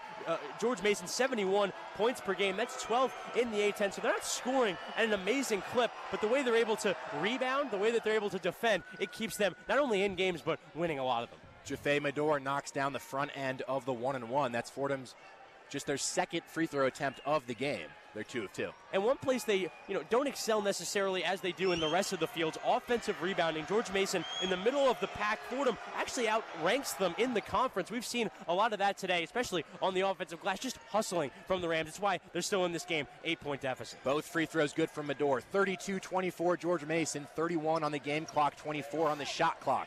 George Mason with it in the front court through K.D. Johnson. He'll wind that clock down, about a 6-second differential between shot and game clock. Kicked out to the far wing. Maddox stripped away by Riley, out of bounds on the sideline. Last touch off of Zach Riley. And GMU will keep it. 9 on the shot clock, 15 on the game clock. Yeah, that one was close enough. It had head coach Keith Ergo doing some high knees here on the sideline. Very, again, to the hustle of this identity of this Fordham defense. Riley getting in there, almost causing the turnover. Straight away Johnson against Dean with 7 to shoot. Johnson gets inside, lost the handle, no call. Back the other way, Mador. Up ahead for Rivera, stolen back by George Mason. But now Dean deflects it with 4. Dean has it. He'll launch the triple. That's short off front rim. And that will do it for the first half. A chaotic sequence, about 2 or 3 turnovers in the space of 5 seconds there, Chris. But the score at the break, George Mason 32, Fordham 24. We talked about in the beginning of this game, Goose, you talked about how if Fordham saw the way they started this game, they would have definitely took it, would have definitely accepted it. I feel the same way about how this first half has ended. Fordham really not excelling, especially in the second half of that first half, able to keep it within 8. It's a testament to their defense, specifically the defensive hustle they've had so far in this first half. They've struggled offensively. That is something you can't ignore. Only 24 points in the first half, but able to keep the game as close as it is. It's a testament to their defense. Now we look in the second half. Can they translate that good defense, that strong defense, into the other side of the court, into strong offense? If they can do that, and they can complete, have it complete on both sides of the floor, that's where Fordham will excel and put themselves in the best place to succeed this evening. So at the half, Chris, it's George Mason 32, Fordham 24. We'll send it back to our Rose Hill studios for the one-on-one halftime report with Daniel Melia. The one-on-one halftime report. 32-24 at the half. The George Mason Patriots leading the Fordham Rams in a closer than expected for most of the first half, then not so much at the end, and then a little bit again here at the end of the first half. Closer than expected game. I'm Daniel Mealy, joined alongside Chase Benson. And Chase, if you told me that Fordham was only going to be down 8 points at the half to the second-ranked team in the A10, a George Mason team that has been great all season, I probably would have taken that. But with that said, a bit of a frustrating way to close out the first half for the Rams. Yeah, I agree. I mean, we were up big a little bit at the start. But I mean, if you told me, yeah, same thing. If you told me we were going to be down 8 at halftime, I'd be like, you know what, not mad about that really. And especially with the way we're playing. I mean, we have 10 turnovers to George Mason's 6. Like, I mean, you're not going to be able to win basketball games if you're turning the ball over at such a high rate. But really looking at the field goal percentages, they're not as different as you might think. Fordham shooting 33 from the field to George Mason's 45%. And based on the score, I mean, that does kind of tell some of the story. But what do you think about our three-point percentage? Well, that was one of the things definitely wanted to touch on. First of all, of course, turnovers, you mentioned that. Chris and Nick mentioned that as well, and they mentioned threes too. Turnovers have always been a problem for Fordham all season long, and they certainly have been in this first half. It's not just that they're turning the ball over. Obviously, they did 10 times, although those numbers are a little inflated by that weird sequence at the end where they turned it over twice in about 5 seconds. But also, something that jumps out here, 15-2, that's the margin, points off of turnovers. George Mason with 15 to Fordham's 2. And if you're playing on the road against a, frankly, better basketball team, that is going to be very tough to overcome. And then, if that's not enough, as you mentioned with the three-pointers, Fordham, 3 of 13 in the first half from downtown. George Mason only shot 5, and they made 4 of them. Obviously, they're not going to shoot 80% for the game, but really, that's not sustainable if you're playing with the underdog mentality to take 13 threes and still not make as many as your opponent that took 5. That's not winning basketball. So we definitely in agreement on that. The question is, what does Fordham need to do in this second half to really pick it back up? We saw them in front early. What do you see from them early in the game that you liked? What do you want to see from them in the second half? Let me start off with I think the Rams are lucky that George Mason has only shot 5 threes, because running a 3-2 zone, I mean, one of the best ways to get him out of it is just to shoot your way out of it. And if George Mason starts hoisting some threes with this rate, I mean, the Rams could be in trouble. Definitely, because I mean, those shots are killer when you're in a 3-2. I mean, that's just not what you want to see. However, early on in the game, I think the Rams had that lead because they weren't turning the ball over so often. And like you said before, the Patriots are capitalizing on those turnovers. I mean, with the 15-2 off of turnovers points-wise, like that just can't happen in the second half if you're the Rams. Absolutely cannot. And some other places that Fordham had an advantage early really kind of fell through for them as the half progressed. So one of those was the glass. We saw them in the first couple of minutes almost doubling George Mason up on the boards. I believe the largest margin they had all game was 10-5. Now at the half, it's 17-16. George Mason isn't a great rebounding team. They probably will end up losing this one on the glass unless it really gets out of hand for Fordham in the second half. But again, thinking from the underdog mentality, you know George Mason has a lot of ways that they can hurt you. You have to find ways that you can hurt them, and Fordham really hasn't been able to do that. Frankly, part of the reason this game is as close as it is the free throws, because George Mason has hurt itself. A little bit of pickup at the end here, but shooting 57.1% from the line. That is 8 of 14 for the Patriots in the first half. Really, Chase, they should be up by more, don't you think? Absolutely. I mean, you look at versus the turnovers and the free throw discrepancies, you look at Fordham's stats overall versus George Mason's, they're actually not that different. However, if you go and look at the turnovers and the points off turnovers, as well as the free throws, then you start to see the difference in the game. If George Mason were to hit, 3 or 4 more of those free throws, this would look like a completely different game. And I think Fordham was lucky that they didn't do that. However, if Fordham wants to continue, battling in this game, they have to lower their just overall amount of turnovers, as well as just sending the George Mason Patriots to the line. They're doing it too often, I think, whereas they're not getting to the line often themselves. Let's look a little bit more at the individual level for Fordham, because that is part of where you get to the line when you attack versus team play as well. You have to set up looks on the inside. But Fordham this year, so much of their offense has come from Jackie Johnson. I mean, he has been just the nuclear engine on Fordham's offense in their best performances, and he's still been the focal point, even in their worst ones. In the first half, he only had 5 points on 2 of 5. He actually only played 13 minutes in that first half, which is a little bit below where I would have expected him to have been. Do you want to see Fordham kind of attack George Mason with a team mentality, or do you want to see them lean on, say, Jaffe Medor, who had a great performance last time out off the bench against Davidson, having a good first half as well? He leads the Rams with 8.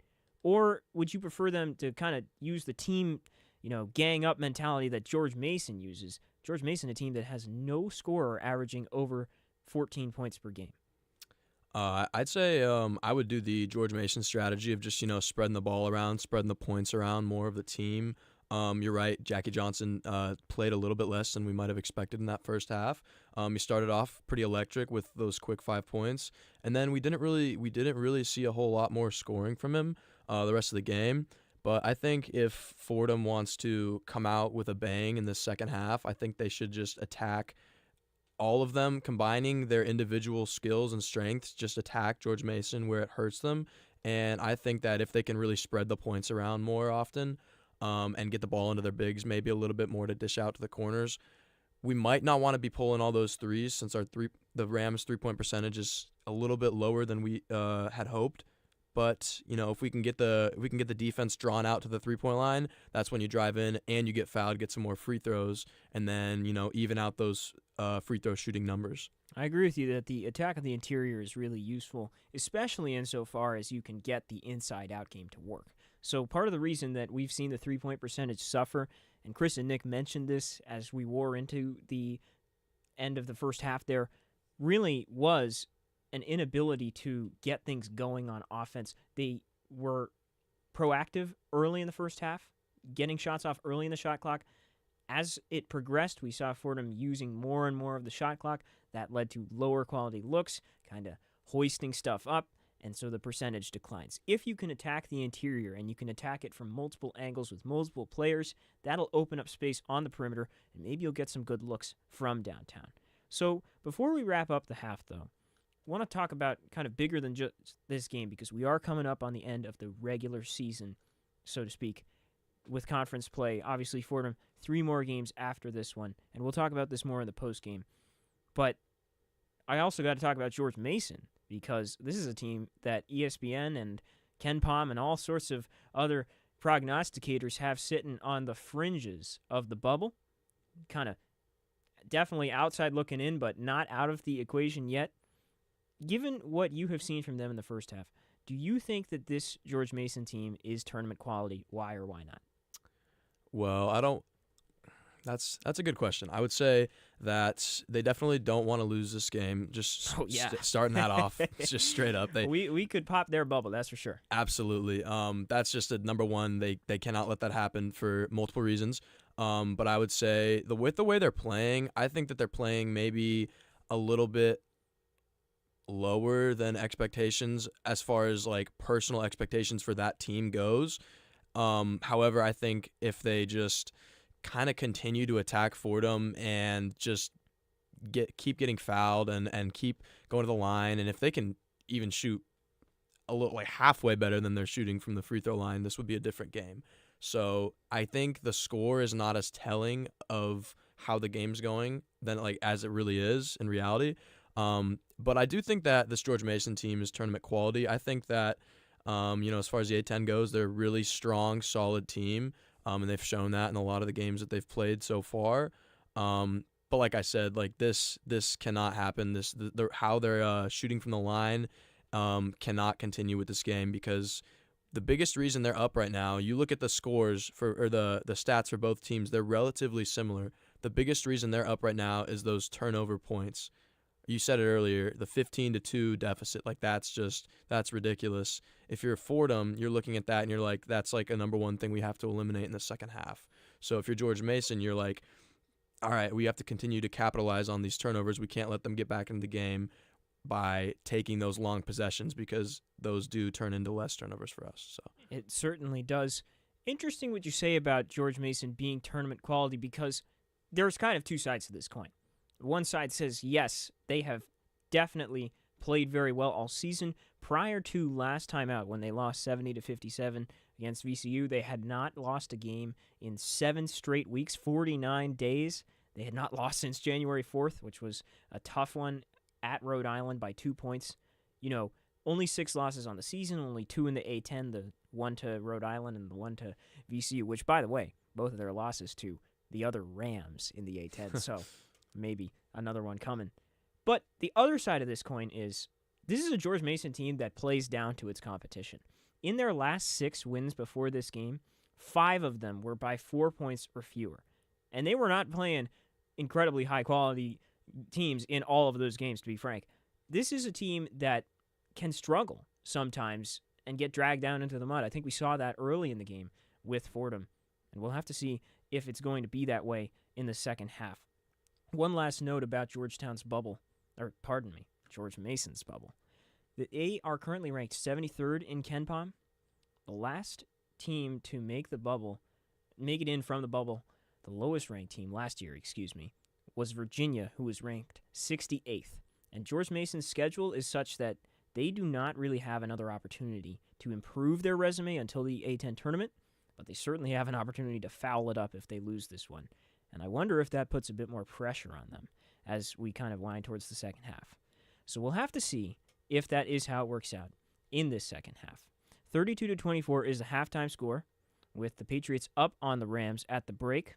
We'll see you again after the postgame, with the result of this one yet to be determined. Our insights should be interesting. If Fordham can keep it interesting, that would be something. I have been Daniel Amelia, and I've been joined by Chase Benson here on the one-on-one halftime. We'll send it back to Fairfax with Nick Guzman and Chris Carrino.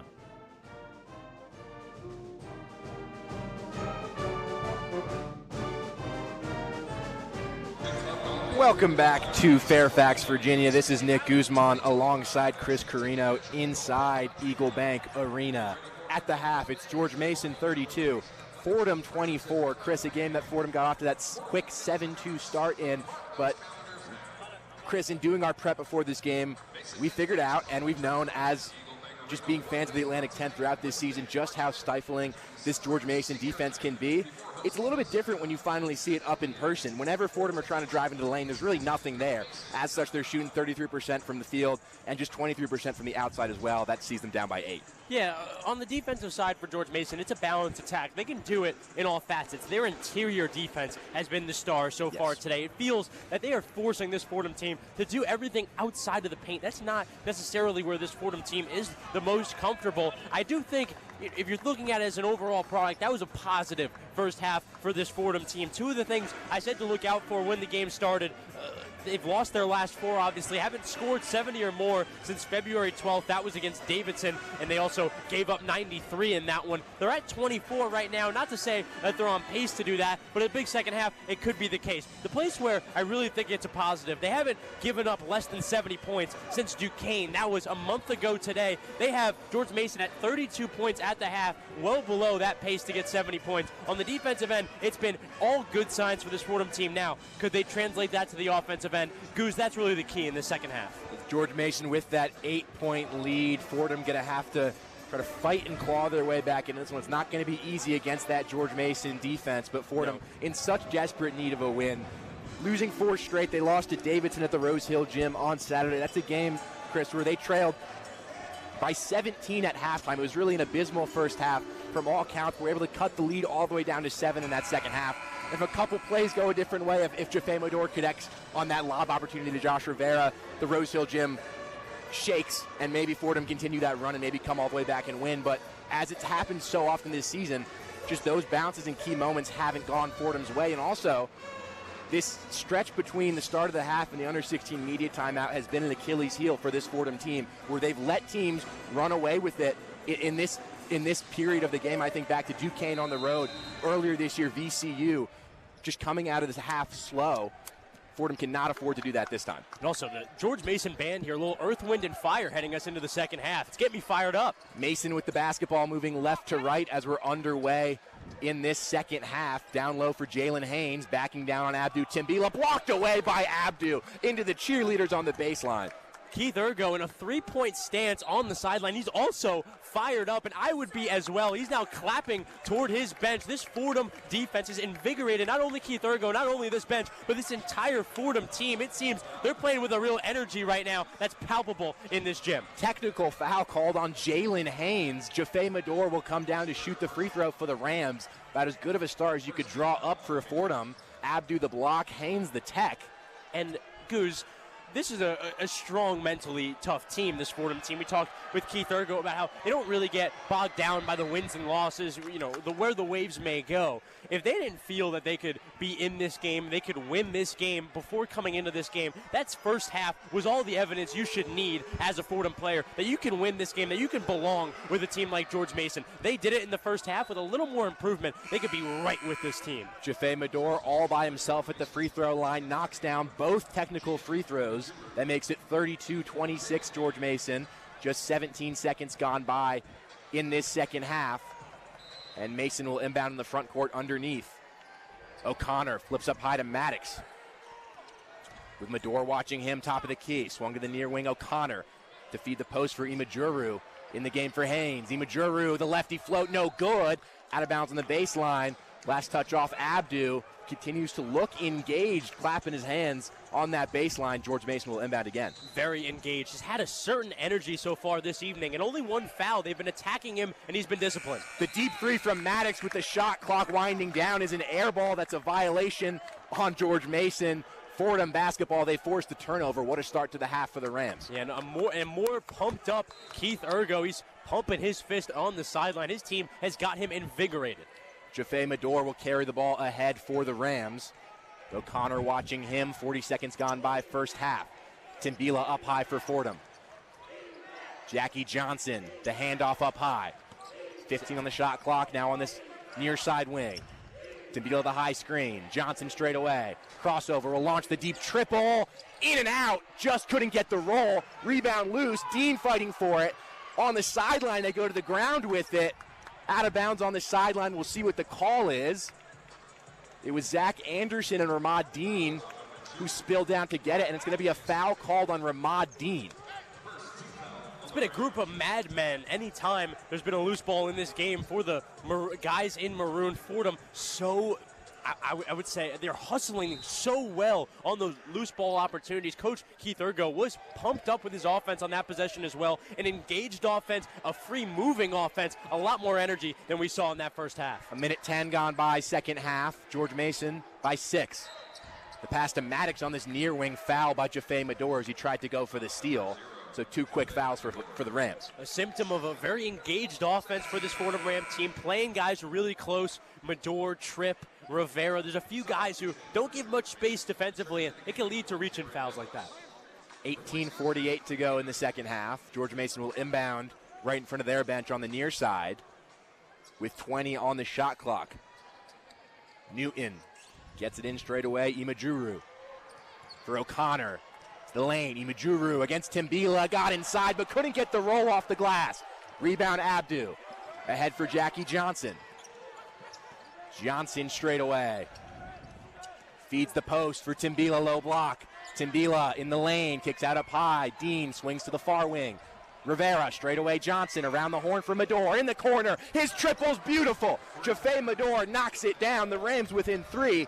18-18 to go second half. You know what I'm going to say, Goose? They're sharing the love. The ball movement is unbelievable until they really were just not stopping until they got an open shot, and they did. Maddox attacks the lane, blocked away by Tim Bila again.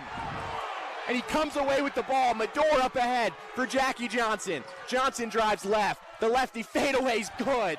Fordham within 1. It's 32-31.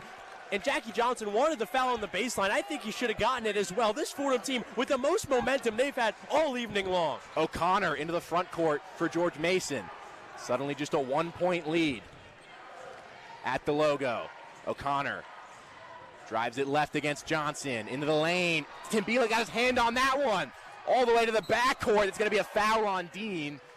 Imajuru came to save that ball.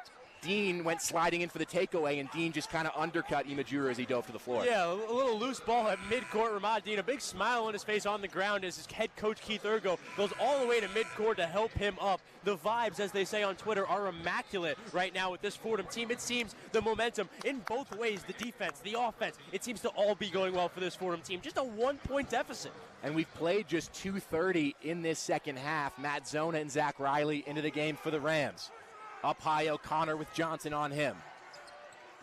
O'Connor moving left, uses the high screen, gets to the lane against Zona, off the glass, no good. Zona the rebound. The defensive glass and defensive work of Matt Zona, so impressive there. Medor for Riley, kicks out up high. Johnson's deep 3, off the heel. Riley couldn't keep it alive, off Medor's foot. Mason will finally take possession. Rivera trying to disrupt in the backcourt. He's going to get called for the foul. Josh Rivera going for the steal on Braden O'Connor, but the defensive intensity, the aggression, every single loose ball the Rams are diving for. Coach Keith Ergo telling his team with hand motions to calm down right now, and I agree. The pace of this game getting ridiculous. Fordham not slowing down whatsoever with this George Mason team. As you just said, a fast pace and an exciting one here down the stretch. O'Connor with it up high for the Patriots. Circling, down low, loose pass, intercepted by Medor. Couldn't be handled by Imajuru. Medor up ahead. Zona got inside. He's fouled. And Matt Zona will go to the free throw line. A chance for the Rams to take the lead here with 16:48 to go in the second half. And respect where respect is due. Obviously, a one-on-one downstairs there. Darius Maddox coming, flying in like Superman on the double team. A testament to the commitment to this George Mason team has to the defensive side of the ball. Even with all the momentum of Fordham right now, still able to stifle it. Now Matt Zona going to the line for a much-deserved 2 free throws. 2 shots coming from Matt Zona, still looking for his first points of the night. And he knocks the first one down. Matt picked up those 2 quick fouls in the first half, so we didn't see a lot of them. Just 4 minutes played so far, but he buries the first free throw to tie us up at 32. And he made it really, I mentioned it briefly earlier, but on the defensive end, he was able to engage with the big man at George Mason, pull down the defensive rebound. Matt Zona being able to do it on both ends of the floor as Abdou Sambila is having a productive game and taking a rest. Such a valuable commodity for this team. Zona missed, rebound Riley. Rivera rejected at the rim to the far wing. Medor, his 3 blocked away. Rising up was Jared Billups, one of the best perimeter defenders in the A10. Back the other way go Mason. A loose ball in the lane. There's a whistle, and we'll sort things out here. It's going to be a foul against Zach Riley, I believe. George Mason basketball. It's rare, Goose. On the defensive end, you can make an arena ooh and ah. The George Mason defense just had everybody in this gym with their jaws on the floor. It's a show to watch this George Mason defense, truly. It's a frantic pace early in the second half. We're all tied up at 32. Mason inbound up high to Justin Begg. 16:30 to go second half. O'Connor near wing, drives on Johnson, kick to the corner, and threw it into the crowd. More forced turnovers. I don't know if that one was forced. It may have been unforced. But the way Fordham is able to put these George Mason offensive players in certain positions that they're uncomfortable, that they're unfamiliar, this Fordham team doing a fantastic defensive job this evening. Chris, remember we mentioned the turnover ratio 8-1 in favor of George Mason early on in this game. It's now 10 turnovers each. Yeah, that is the gap closing. We talked about he needed to close those gaps, or this team needed to close those gaps. They're doing that. Riley up high for the Rams. Begg gets called for the foul. Riley didn't like that. and it's going to be Fordham basketball. Gap closing for field goal percentages as well. Fordham 33%, George Mason 35%, a much larger discrepancy at halftime. Fordham closing these gaps and closing the deficit as well. The deficit's completely gone. Zach Riley will inbound in front of us. Looking for an option. He needs one. Flips up for Zona, who has it in the front court. The presence of mind there, really impressive. Zona on this near wing for Rivera up high. The screen from Zona. Rivera takes it left. Lost the handle. Taken by Johnson. He stepped on the sideline.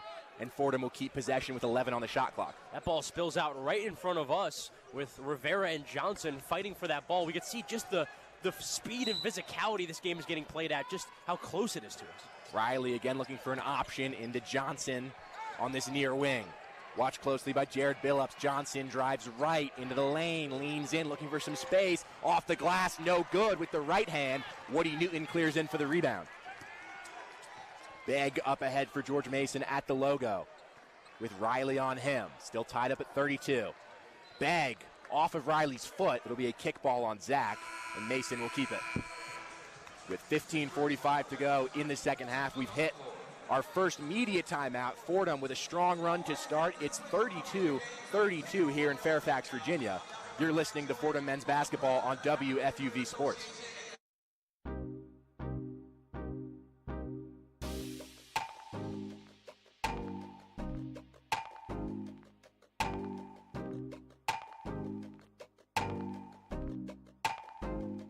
Hi, this is Michael Kay, WFUV class of 1982. WFUV is your home for all things Fordham athletics, with live coverage of Fordham football, Fordham men's and women's basketball, in addition to our Saturday show, One on One. Stay right here on 90.7 FM for all things WFUV sports.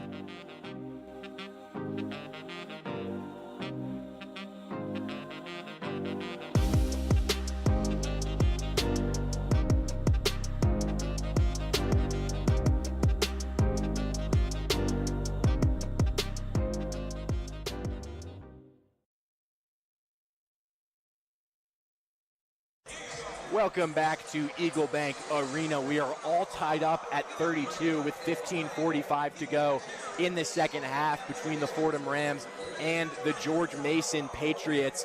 Fordham 0 for their last 4 from the field, but the defense has been the story early in this second half, not allowing George Mason any easy buckets on the offensive end and forcing turnovers and creating a lot of havoc. Yeah, and you brought it up earlier, Goose. The turnover gap totally closing. It was 7-1 or 8-1. 8-1. 8-1 at one point in favor of George Mason. Now 10-10. Fordham getting 10 turnovers out of George Mason, a team that doesn't turn the ball over an exorbitant amount, but Fordham, through defensive pressure, through a defensive commitment of real hustle on that end of the floor, it has gotten this game close and tight down the stretch. Fordham with all the momentum right now heading into this last 15:45. The Rams still shooting just 32% from the field, but when you're creating that much disruption on the other end of the floor, defense can turn to offense. And also, the small things matter. They really do. Looking at the free throw percentages, 6 of 7 for the Rams. In contrast to that, the Patriots 8 of 14 from the line. That's 6 points the George Mason Patriots won. They're leaving them on the floor, and especially in a close game like this, they might have not thought that was what it was going to be like, but those points are going to be sought after for sure. George Mason to inbound in front of their bench. Up high, it's into Justin Begg with Zach Riley watching him. Begg for Jalen Haynes, backing down on Abdu in the lane. Haynes, the righty hook, in and out, couldn't get it to go. Timbila grabs the board and gets it to Riley. Abdu, Timbila, fantastic defense. And for Medor from the free throw line, he'll pull up off the heel, grabs his own board though. Medor again, got bumped, no call. Timbila keeps it alive, and a foul called down low against George Mason. They'll get Woody Newton on it. We've talked about it ad nauseum, the amount of effort on the defensive end for Fordham. Offensively, their efforts really starting to shine right now. They just seem to be moving, cutting, playing with the energy on the offensive end. They're going to need to stay in this one and maybe even win it. Jaffe Medor, the Rams' leading scorer, with 13 points on 3 of 10 shooting and 3 made triples. Medor flips up to Jameer Tripp. Tripp drives into the lane, backing down. Tripp flips it up, shot wouldn't go. Rebound secured on this near side by Jared Billups. Begg out to the far side, Woody Newton. Straight away for Begg, 5 minutes gone by, second half, still tied at 32. Into the lane goes Billups, he got tripped up. That'll be a foul on the floor. George Mason have gone a bit quiet offensively. There's been obviously really good Fordham defense, as we've talked about, but George Mason, whether they need to call some sort of set or a play, they need some sort of offensive momentum now. They have not had really any at all this entire half. This is what it was like for them against VCU, but VCU thought of as a much more tough and talented defense than this Fordham team that comes into today. You know, dead last in the A10 in most major defensive categories. You wouldn't be able to tell, though, Chris, based on the effort they've shown out there tonight. Yeah, and Ramon Dean taking his seat there. 4 fouls on him now. Going to be really cautious with him throughout the rest of this game. Can't lose him. Off the inbound, they got it to Haynes. He's fouled as he went up for the shot. It's going to be a foul on Jaffe Mador. And Haynes will be at the free throw line here. 15:02 to go in the second half. Still tied up at 32. Yeah, Mador picking up his 3rd foul there. Still some foul trouble from both of these teams. Got to keep that in check. The defensive discipline of both of these teams going to really be put into question this last half of this second half. Both teams playing so strong, so close to each other on the defensive end. It's going to be discipline that wins this one. Haynes makes the front end of the 1-and-1. That foul was on the floor, but Fordham already with 17 fouls in about 5 minutes gone by in this second half. Yeah, you play as close and as tough defense as you have, as this Fordham team has in this half. You're destined to have a lot of fouls like that. Both free throws good from Haynes to make it 34-32 George Mason. Fordham now have not scored in the last 2:55. They're 0 for their last 7 from the field. Fordham's 4 for 17 from 3 as well. Maybe need to incorporate that into the game. Breaks the press down low. Timbila throws it down. Beautiful work from the Rams to break through the full court press. Great find from Tripp and Timbila with the flush. It's a lot of size in that play as well. All tied up at 34. Begg feeds the post for Haynes. Again working on Abdu. Backs down, spins right off the rim. His tip wouldn't go either. Still loose. It comes to Billups. His shot no good, but he's fouled. Haynes relentless as he tries to work his way to the rim. And there'll be 2 free throws coming for Jared Billups. Haynes not finishing at the rate or in the way that he usually does. Haynes very good at being crafty around the rim, getting shots to go around the rim. He's had a little more trouble today. Abdu Timbila, a big part of that, along with Matt Zona. And I think it's honestly a big aspect of why this George Mason team is sitting at 34 points with 14 minutes left in this game right now. First free throw good from Billups to put the Patriots up 1. You talk about Haynes, though, Chris. 3 of 11 from the field for 9 points tonight. On the season, this guy's 57% from the field. And the Rams have forced him to have this inefficient of an evening. And we've talked about this George Mason team and their defense. Offensively, they're not a star-studded team by any means. 12th in the conference, 71.1 points per game. But Fordham keeping them well below that average here this evening. Stolen in the backcourt. The full court pressure from George Mason pays off. Down low, Woody Newton is fouled. So 36-34 George Mason, 14:27 to go second half, and 2 more free throws coming here for Woody Newton. So I lip-read Jameer Tripp under the basket. He said that's not a foul. These non-physical or less physical foul calls on the Fordham Rams, God has to alarm them not to play as close on the defensive end, especially with their hands. They can't afford to take all these fouls that they're taking. And you have to be ready when you're inbounding the ball that Mason is going to get into that press and provide some pressure. First free throw in and out from Woody Newton. And Goose, as I said before, can't leave points on the table. If you're this George Mason team, this is not a large lead they have. It's a 2-point lead with 14 minutes left. Missing free throws, very valuable, very vital. Mason, this will be their 20th free throw attempt of the game. It's good from Newton. 13 of 20 on the night from the stripe are the Patriots. So it's 37-34 George Mason, 14:23 to go second half. Jackie Johnson across the timeline for the Rams. Johnson to this near wing for Josh Rivera. Rivera, handoff for Tripp. Up high, Riley out to the far side, stolen away. That's Billups who read the pass perfectly. Inside for Haynes, who finishes with the left. It's loud again here inside Eagle Bank Arena. Timeout called by Keith Ergo. Yeah, Coach Keith Ergo needs a minute there. It seems in this game, whoever is forcing the turnovers and translating it on the offensive end, that's the team with all the momentum. George Mason, very much that team right now. So it's 39-34 George Mason, 14:01 to go in the second half. With 39-34 George Mason, And the Rams, we're in a timeout here. 14:02 to go inside Eagle Bank Arena. Yeah, some extracurriculars in the Fordham huddle. They are not happy with each other. Fordham saw the gleam of light. They saw what they could do and kind of the potential after that first half, and more importantly at the start of that second half. Now that's seemingly starting to go away, maybe getting into this team mentally a little bit. Yeah, well, Chris, this is a 3-11 Fordham Rams team, and that kind of thing, the frustration can mount. It was such a positive start to the half for Fordham, but a couple of mistakes, a couple of turnovers in the backcourt, and all of a sudden you're down by 5, and Keith Thurgood needs to call that timeout. And it's still nowhere, the damage is nowhere near been done yet. A 39-34 game, a 5-point deficit for these Fordham Rams, 14 minutes left. Fordham has shown in certain spurts in this game they can turn it over on a dime, and they don't even need to do that. A steady improvement on either end of the floor, specifically holding on to the ball offensively, conservatively playing offensively. That's going to be the keys for this Fordham team going forward, but by no means has the damage been done or are they out of this game.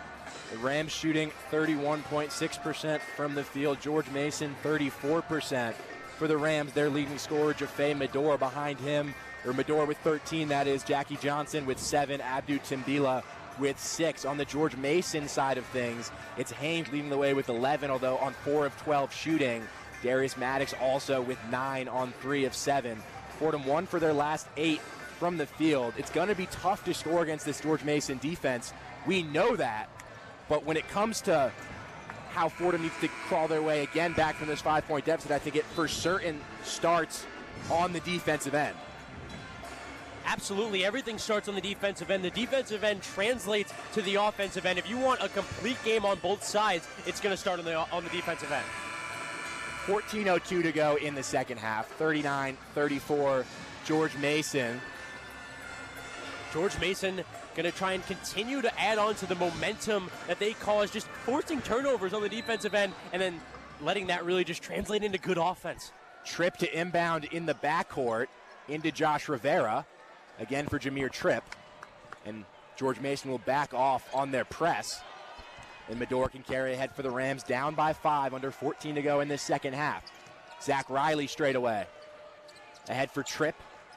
Handoff on the perimeter for Rivera. Fordham still need to get in their action. 10 seconds to go on the shot clock. Tripp near wing. With 8 to go. Dribble off his knee. That ball will go out of bounds on the baseline. Referees initially signaled that was going to go Fordham's direction.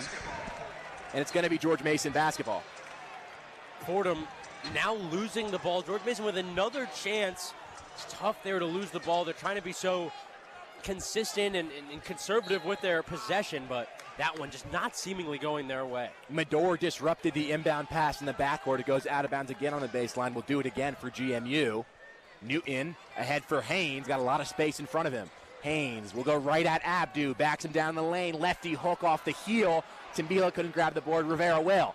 Ahead for Jaffe Medor. The 3 in transition. He'll knock it down. And the foul. Huge bucket for Jaffe Medor. Potential 4-point play. That makes it 39-37, George Mason, and a chance for one more.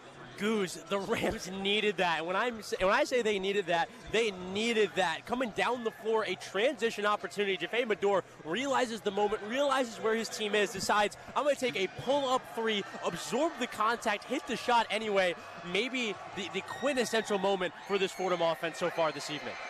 16 points now for Jaffe Medor, trying to get Fordham within 1 with this free throw. In and out. No good. It remains a 2-point Mason lead. Billups the board. I said it on the part of George Mason. It stands true for Fordham, too. Leaving points on the board on free throws. Can't do that in such a close, competitive matchup here in the Atlantic 10. Straight away, Justin Begg. Begg drives baseline. Inside for Haynes, who throws it down. It's good offense there. Fantastic just movement and overall play from Tony Skin's guys. Mason by 4, under 13 to go, second half. Timbila out to the far wing. Riley, the catch and shoot, no good. Rebound off of Haynes. Riley has it. Up top, Rivera fakes the 3. He'll drive instead, and that's going to be a travel on Josh Rivera as he jumped in the lane. It looked like he landed firmly on those 2 feet, though, Chris. I mean, I think it was a hop step. And unless It looked like a hop step unless to a me. hop step is a travel, then I don't truly understand. At one point, I wanted to touch on it really quickly. It was very subtle, but Zach Riley had a very aggressive pump fake at the free throw line, got guys jumping, created more space for his teammates. That's how that type of selflessness on the offensive end is going to help this Fordham Rams team. Johnson gets inside. Timbila fouled him. The shot wouldn't go. And KD Johnson will go to the free throw line. 12:39 to go in the second half. 41-37 George Mason, and 2 shots coming for KD Johnson. The fouls stacking up for the Rams in this second half already. Yeah, Coach Keith Ergo doesn't even like it on the replay, but like you said, Goose, fouls becoming a problem for this Fordham team. Whether the whistle is good or not, this Fordham team needs to adapt. It's 10 fouls now on the Rams as a team. Johnson, the friendly bounce off the heel and in. Gets the first free throw to fall. 42-37 Mason, 12:39 to go second half. Yeah, home court advantage bounce there for JMU and Johnson. Zona coming in now for the recently fouling Abdou Timbila. Timbila playing with so much passion, so much energy today. This Fordham team, if they had a consistent Timbila like this, would be a lot better. Second free throw from Johnson off the heel and out. It's loose and grabbed by Josh Rivera. So a 5-point Mason lead, 12:35 to go second half. Medor, Rivera, Riley, Zona tripped the 5 for the Rams. Medor got fouled from behind as he advanced the ball on the floor. The Rams will inbound. This team playing with a speed, playing with a purpose right now. It doesn't seem like Fordham's stagnant or lost in any way. They're a team with purpose right now, and a team with purpose is very dangerous. Tripp into Medor up high. Now Tripp straight away. Bounce pass for Riley. Up high. Medor the screen. Riley moving left. Straight away for Zona. 8 on the shot clock. Still on the perimeter. Tripp. Crossover. Will drive to the free throw line. Beautiful feed for Zona, who's wide open underneath. What I always say about Jameer Tripp, he makes the right play. That was 1,000% the right play. What vision. Maddox pass stolen by Medor. Medor for Tripp. Tripp will drive. He's fouled on the floor with 11:56 to go in the second half. George Mason 42, Fordham 39. Fordham translating the defense to offense. It's been the key for both teams in this game when they're playing well. You're either forcing turnovers or you're translating that good defense into good offense. Fordham's doing that right now. Can they maintain this momentum? Down 3, just under 12 minutes to go. That foul puts the Rams into the bonus, so Fordham will be at the free throw line when we come back. The score, George Mason 42, Fordham 39 with 11:55 to go in the second half. We'll send it back to our Rose Hill studios for the one-on-one scoreboard with Chase Benson. The one-on-one scoreboard. In the A10 Conference, Philly has 2 games on the hardwood, one being the St. Bonaventure and St. Joseph battle. Bonnie seemed pretty evenly matched with the Hawks for most of the game. However, the Hawks are running away with this one with a score of 60-51, 9 minutes left in the second half. 8 minutes down the road, Duquesne is going against the wire with the LaSalle Explorers, 55-52, with 3 minutes left in the second half. Going over to the top 25, the Spartans are up by 4 against the Terps with only a minute left in the second half. The Terps looking to make one last run in the final seconds of the game. Ole Miss cut down the large deficit in a tough test against Auburn. Ole Miss only now trails by 12, 3 minutes in the second half left. In the NBA, Little Caesars Arena is putting on a great contest between the Celtics and the Pistons. Pistons currently up 67-63 against Boston, a tighter game than most expected. In other news, earlier today in a spring training game against the Blue Jays, one of the best in baseball, Bryce Harper exited the game early after being hit by a pitch. But don't worry, Phillies fans, the training staff expects him to be okay. With the one-on-one scoreboard, I'm Chase Benson.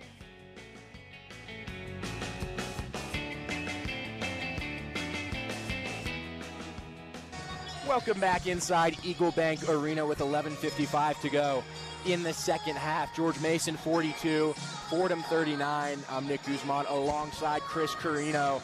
Jameer Tripp will be at the free throw line for a one-on-one opportunity coming out of this media timeout. But Chris, in that last Fordham timeout, you worrying, they're down by 5, tempers flaring a little bit in the huddle. You're worried that things might unravel from there. They don't. The Rams get back within 3 after that big 4-point play from Jaffe Medor. No, Goose, yeah, that visual could have been taken 2 ways. The way that this Fordham Ram is taking it, at least from my perspective, is this Ram team got a little fire this evening, and it's great to see. It's refreshing to see, and this Fordham team has as much of a sense of belonging as I've seen them have all year long, and that's impressive to see, especially against one of the best in the conference. So 1-1 chance for Jameer Tripp, who on the last sequence had a beautiful find inside for Matt Zona with the shot clock winding down, getting him an open look. Tripp has been very valuable on both ends of the floor all evening long. 1-1 for Tripp. An area that's not been straightforward for him this season, but he buries that one. He went 0 for 4 on the from the line on the road against Richmond, including missing 2 in the last minute. A big reason why the Rams lost that game. And a game this close, free throws, they're just so valuable. Second shot coming from Tripp to make it a 1-point game. Gets the roll in and out off the backboard and through. It's George Mason 42, Fordham 41. More pressure in the backcourt. Begg escapes up ahead, and a foul called by Jameer Tripp. A vigorous press in the backcourt. It felt like it might lead to a foul or something of that nature. They were playing with some speed there. KD Johnson got bumped. Mason already in the double bonus. That's going to be 2 shots. So you can be aggressive on that full court press, but you just have to be mindful of the fact that George Mason already in the double bonus. Yeah, already in the double bonus. This team in a little bit, I wouldn't say trouble defensively, because it does limit you in how aggressive you can play, but I think the identity of this Fordham team has had defensively throughout this game, throughout this evening. I think it's important to keep, regardless of maybe a few fouls every possession or so. Johnson rattles home the first free throw that makes it 43-41, George Mason. The press was really what got Fordham back into the game against Davidson. Came out in that look with about 10 minutes to go in the second half, and that really was a 4 or 5 minute stretch that got them right back in the game, forcing turnovers, making the Wildcats uncomfortable, trying to have the same effect against George Mason. Second free throw good from Johnson. They've definitely made them uncomfortable, and especially at the clip in which they're scoring at 44 points with just over 10 minutes to go. George Mason not in their element offensively. Ryan Pettis in the game for the Rams on the far side. He's fouled up high. The Rams also in the bonus, and Ryan Pettis will go to the free throw line. 11:41 to go in the second half. George Mason 44, Mason 44. Fordham 41. Still close in this game, a 3-point game, 11:41 to go. Fordham, an important stretch for them here. They can't get lost at sea, metaphorically. There's a lot of time left. They can't get too, what would I call it, interested or too engaged in each possession. There's still a lot of game to be played, which is really important for this Fordham team. As I said, keeping that identity on the defensive end, letting it translate offensively, limiting those turnovers. A lot of these elements coming together has made this Fordham team successful this afternoon. Pettis rattles, the free throw rattles out, no good. And Mason will carry back the other way through KD Johnson. 44-41 Patriots. Medor watching Johnson up high. Imajuru with Riley on him. Handoff for Maddox, top of the key. For Haynes. Haynes bumped Riley, shot no good. Imajuru the tip, and that goes. Keith Ergo arguing that was on the cylinder. I'm arguing that as well. The basket counts, 46-41 Mason, 11:10 to go second half. Pettis up high for the Rams. Moving right, handoff for Riley. Straight away, will step into the three. Zach Riley in and out. Rebound loose off the hands of Imajuru. Fordham will inbound underneath.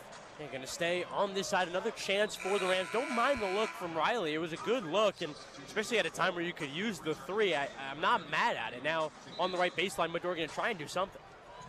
Medor will inbound for Fordham. Medor, Pettis, Zona, Timbila. Or Pettis coming out, rather. So it's Medor, Zona, Timbila, Riley, Rivera, your 5 for the Rams. Flipped up to Timbila. Big group of Rams out there. Handoff on the outside for Riley. Riley drives right, gets inside. Looking to make something happen at the free throw line. Zona cashes the jumper. Smooth and pretty from Zona. We haven't seen Jackie Johnson in a few minutes of game time. The Fordham offense doesn't look like it's taking a step back. 46-43 Mason. 10:40 to go second half. Johnson on the near wing against Rivera. The feed down low for Haynes. Zona on him. Haynes backing down. Zona almost with the strip. Haynes spins right, high off the glass and in. That's the Jalen Hands we've gotten accustomed to throughout this season, using his body and his touch to really do some really powerful work downstairs. 48-43 Mason. 10:18 to go second half.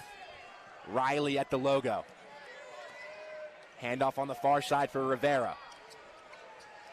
Rivera for Medor up high. Screen from Timbila. Medor steps into the triple. He's fouled again. Shot wouldn't go, but 3 free throws coming for Jaffe Medor. A foul every time this Fordham team, whether it's dribble handoffs or screens, is moving at a really healthy rate on the offensive end, getting open looks. I don't know if that one was necessarily open, but with the way Medor has been shooting the ball from behind the arc in comparison to his teammates, that's a shot he can take right now. I think if you're George Mason, the reason why you're so good defensively and hold opponents to such a low field goal percentage is because probably you're really aggressive when you're closing out on shots. Jaffe Medor in traffic still getting those shots up and getting the fouls called. And even more simply, guys have trouble getting to their spots against a team as good defensively as George Mason, especially internally, to a point of where they almost lock down a certain part of the court for a team offensively. First free throw went through from Medor. The second is perfect as well.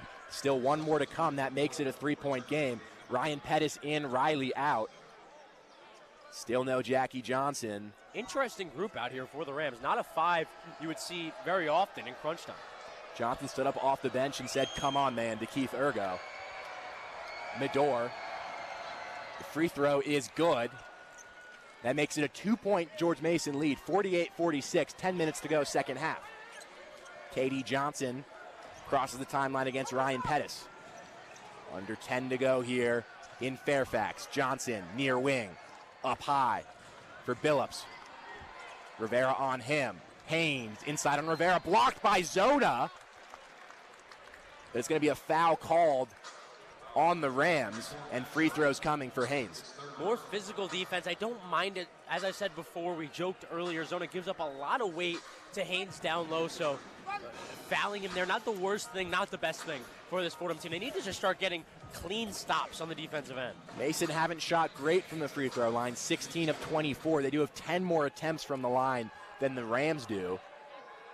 Free throws coming here for Jalen Haynes. First one is good off the front of the rim. Shooting the free throw, not something this Mason team does particularly well. And that's in comparison to, all the other things they do extremely well.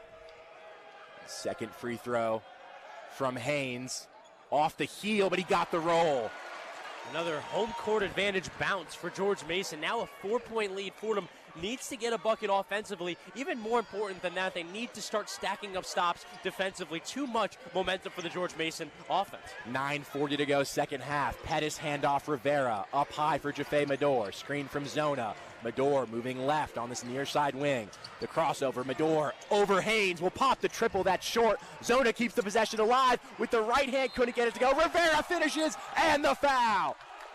Third time's the charm for the Fordham Rams. Josh Rivera gets it to go, and again can make it a 1-point game. This Ram team on both ends of the floor, they're offensively don't give up. Whether it's 1 miss, 2 miss, they don't give up. They go to get more opportunities. They get as many opportunities as they possibly can on the offensive end, and it pays off for them. Rivera getting that one to go, plus the foul for them.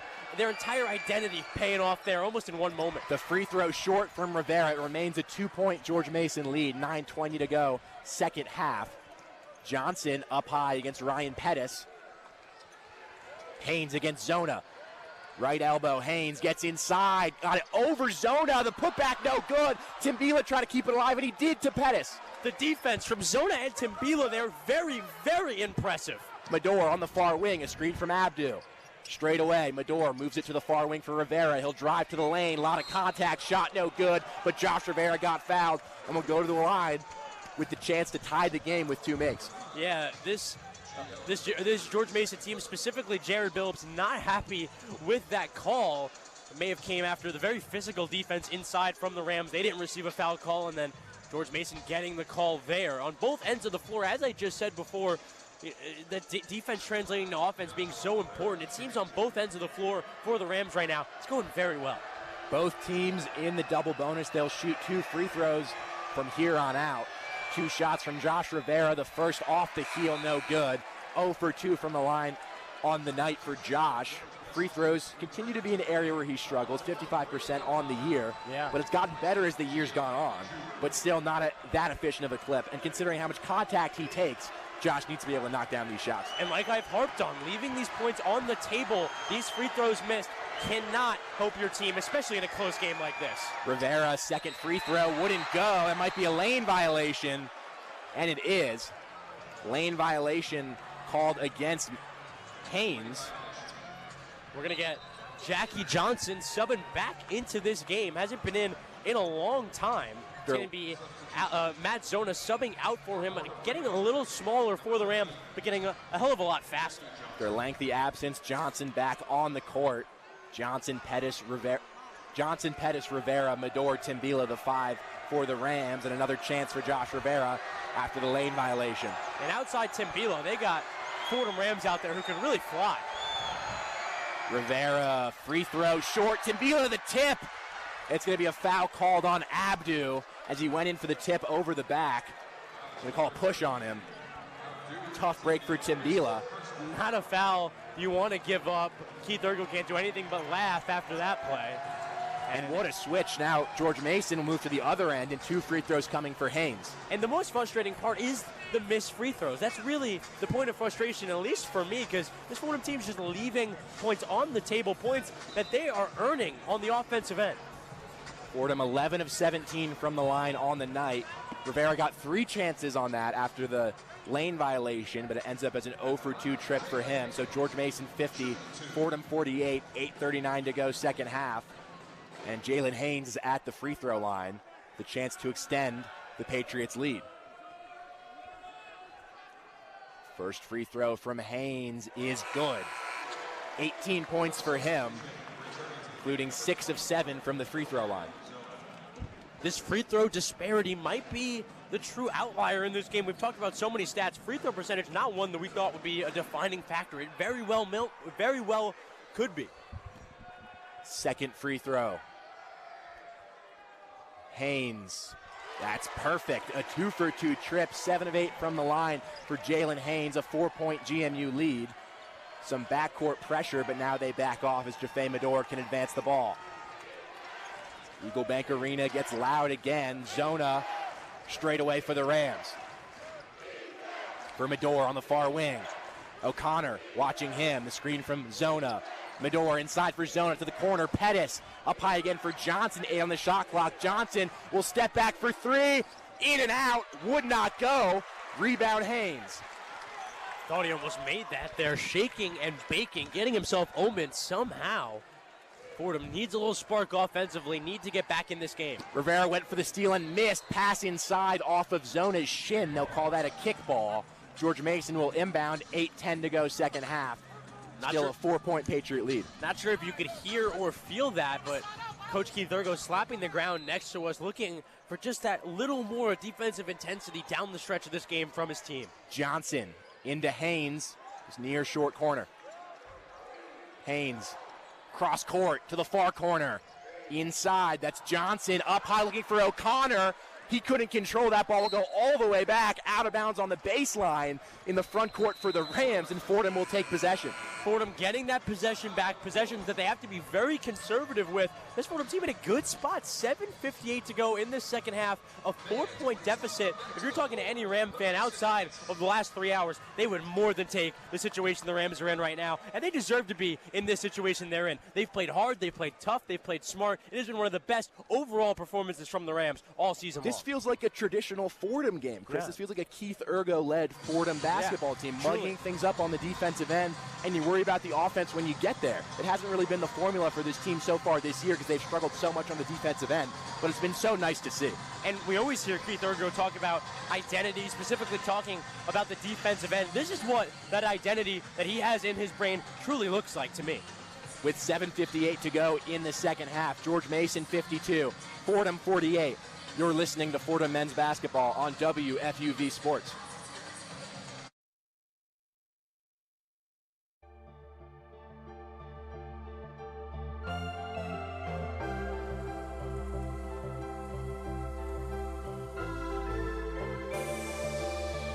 Hi, this is Mike Breen, WFUV class of 1983.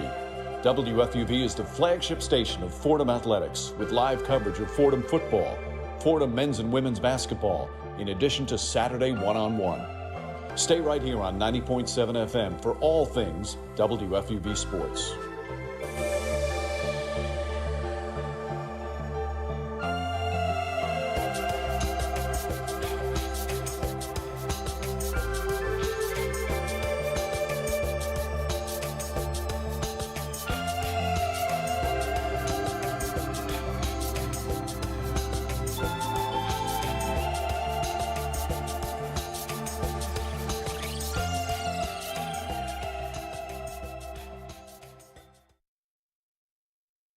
Welcome back inside Eagle Bank Arena. 7:58 to go in the second half. This is Nick Guzman here alongside Chris Carrino. George Mason 52, Fordham 48. And the Rams will possess the ball in the front court following a George Mason turnover after this media timeout. Chris, you couldn't ask to be in a better position if you're the Rams. Can't ask to be in a better position, but like Ted Lasso says, you have to be like a goldfish right now. The memory has to go away. You can't be pumped up. Your ego can't be pumped up from the performance you've had thus far, and you can't be taken down by any negatives that have gone on thus far. A clear and open mind is going to be the best for this Fordham team going forward. Out of the media timeout, Josh Rivera has it on the far side. Straight away for Riley to the near wing. Jackie Johnson, 9 on the shot clock. Johnson against KD Johnson. The namesakes go at each other. Johnson, acrobatic move. He scoops the layup in. Jackie tried to get around him. The defender shakes his head at him. He says, okay, challenge accepted, gets around him and scores. Love it from Jackie Johnson. Rams back within 2. Haynes the other way in the lane against Zona. High flip, no good. Zona the block. It's loose in the lane and Matt Zona gathers. Johnson ahead the other way. Jackie looking to attack will now slow things up. 52-50 George Mason inside to Zona. He's fouled on the entry pass. Fantastic play on both ends here from the Fordham Rams. They're taking on all challengers, and now at the line, 2 free throws down 2. They're as in this game as they could possibly be. 52-50 George Mason, 7:16 to go second half, and 2 free throws coming for Matt Zona with both teams in the double bonus. If you were to tell any of these Fordham players they'd be in this spot, down by 2 at George Mason. It's been such a good performance from these Rams. Zona knocks down the first free throw. They're within 1. And I just loved that moment. I brought it up for a second there, but KD Johnson playing really tough defense on Jackie Johnson. He holds him for a second, shakes his head at Jackie. They're jarring a little bit, and Jackie, with a crossover left to right move, gets right past him. Love the character from both guys. Love the competitiveness. Zona missed the second off the heel, and Riley commits a foul on the rebound attempt. And just like that, Mason will head back the other way and shoot free throws. Some jarring here in the backcourt from some George Mason players. It's been a tumultuous game so far. Anxious players on both sides. I can't blame them. And genuinely been one of the better matchups, not only for Fordham this season, but the entire conference. No field goals for George Mason. Their last 3-14, but the foul on Riley occurs on Darius Maddox, the best free throw shooter on this George Mason team at 88%, will shoot twice. First one's perfect. And he makes the first there. This reminds me of a George Mason win not too long ago. They won a game at St. Louis in overtime. It was close, tightly contested the whole way. A lot of emotion. This one feels similar to that. We'll see if Fordham can go up against one of the best teams in the conference and not only compete but win. Second free throw good as well from Maddox. 3-point George Mason lead. 7:10 to go second half. Riley to Rivera near wing. Straight away for Jackie Johnson on the outside. Jaffe Medor has it at the logo. High screen from Zona. 15 on the shot clock. It's Johnson up high. Johnson drives left, gets inside, lost the handle. He got bumped on the baseline and a foul called against Jared Billups. Yeah, he kind of crunched up on Jackie Johnson's Achilles on the baseline. I don't know why Jared Billups was so animated about the foul call. There was a lot of contact. A lot of contact. I don't know how Jackie Johnson would have been out of bounds if it wasn't for such heavy contact. So 2 free throws coming for Johnson. This has turned into a free throw fest here in Fairfax.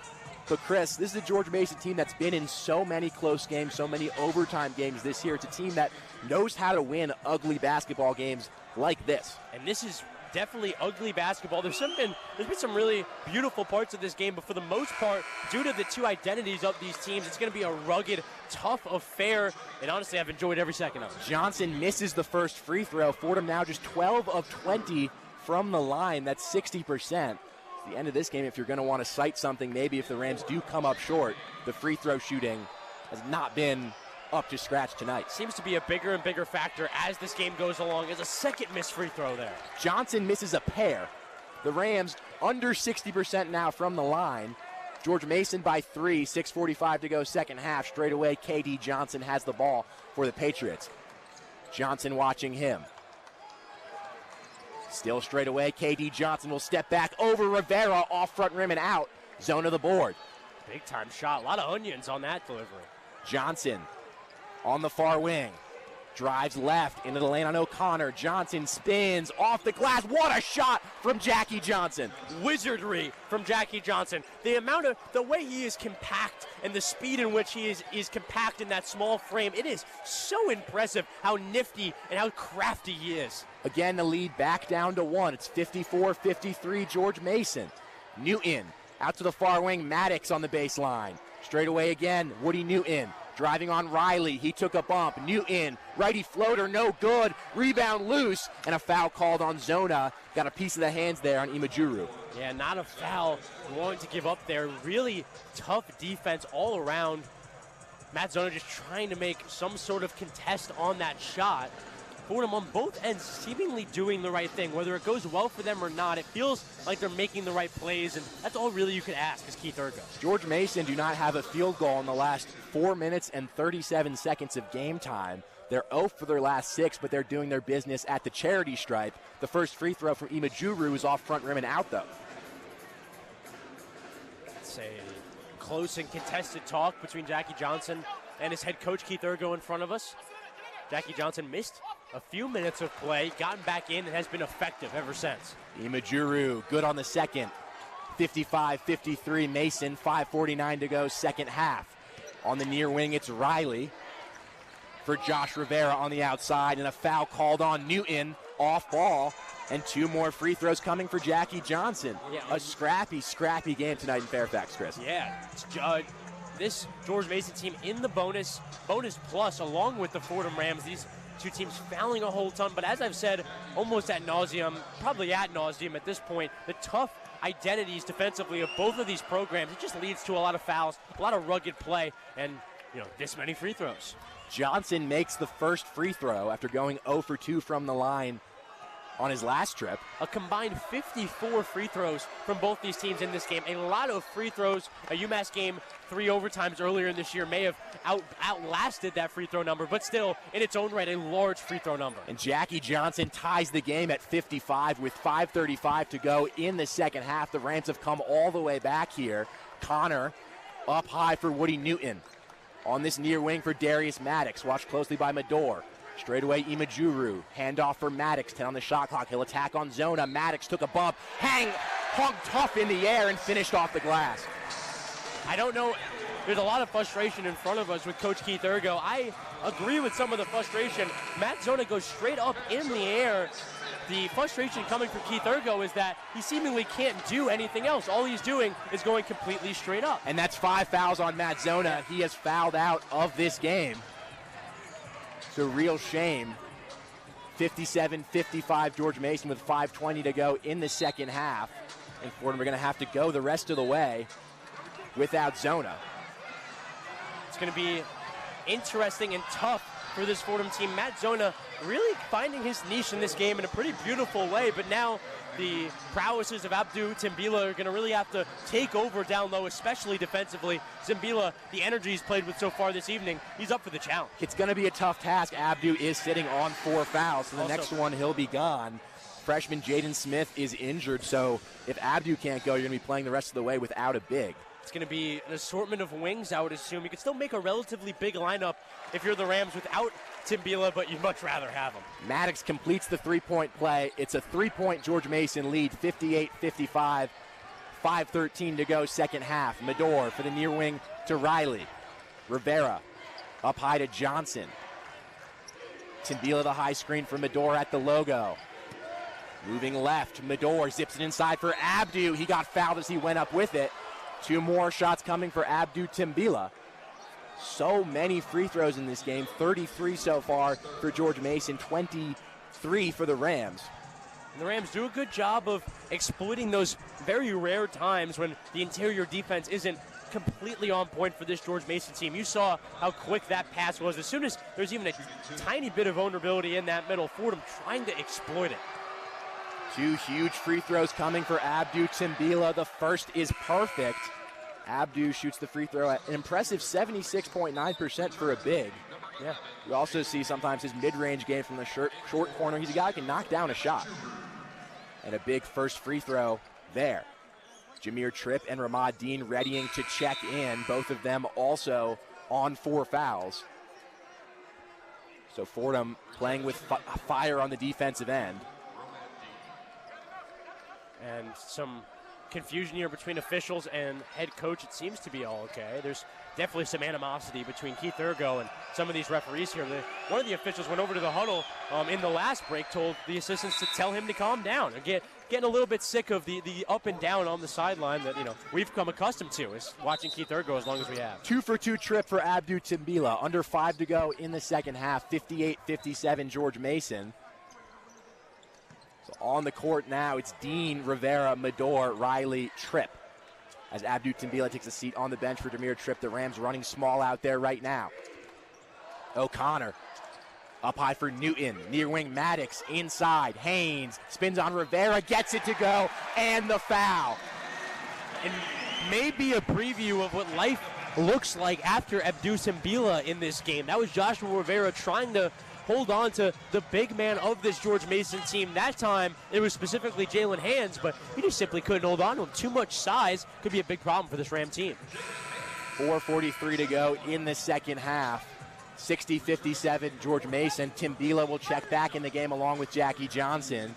Ramad Dean, Zach Riley out. Keith Ergo seeing enough of the wings trying to defend against Haynes.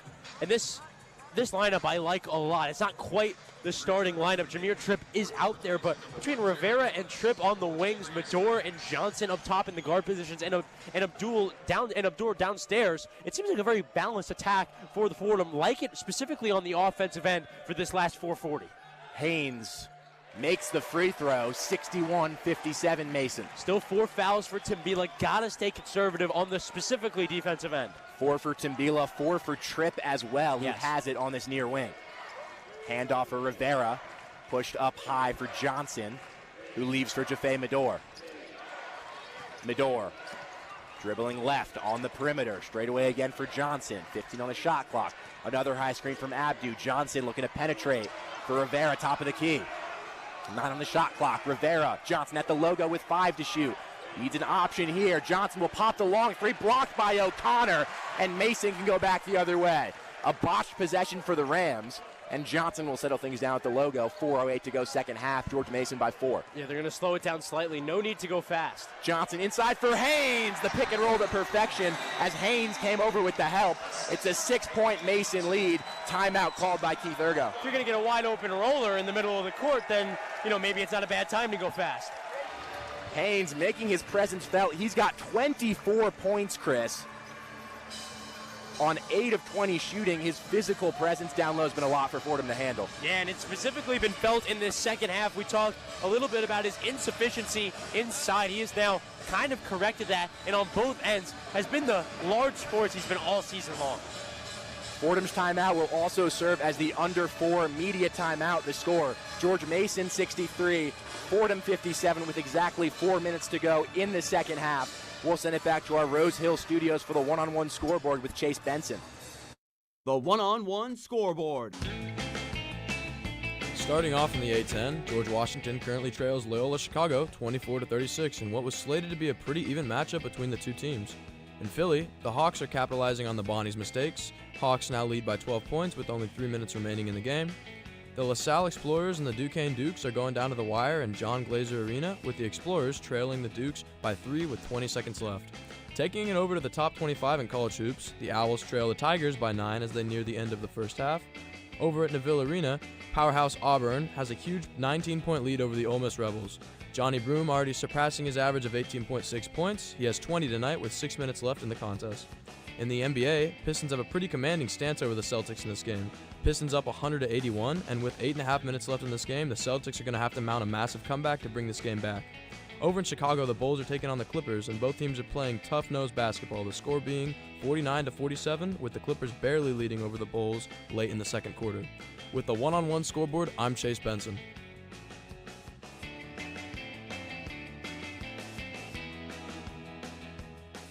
Welcome back to Eagle Bank Arena here in Fairfax, Virginia. I'm Nick Guzman alongside Chris Carrino. Exactly 4 minutes to go in the second half. George Mason with a 63-57 lead over Fordham. The Rams haven't scored a field goal in the last 2:53. George Mason, 3 for their last 3 from the field, has opened up this 6-point lead after Fordham were able to come all the way back and tie. And that's the big discrepancy in the game, the big story of the game at this installment. We've talked about turnovers, we've talked about field goal percentages, but now it's simply who can stack up the stops and who can get buckets on the offensive end. Those two things are the two keys for both of these teams.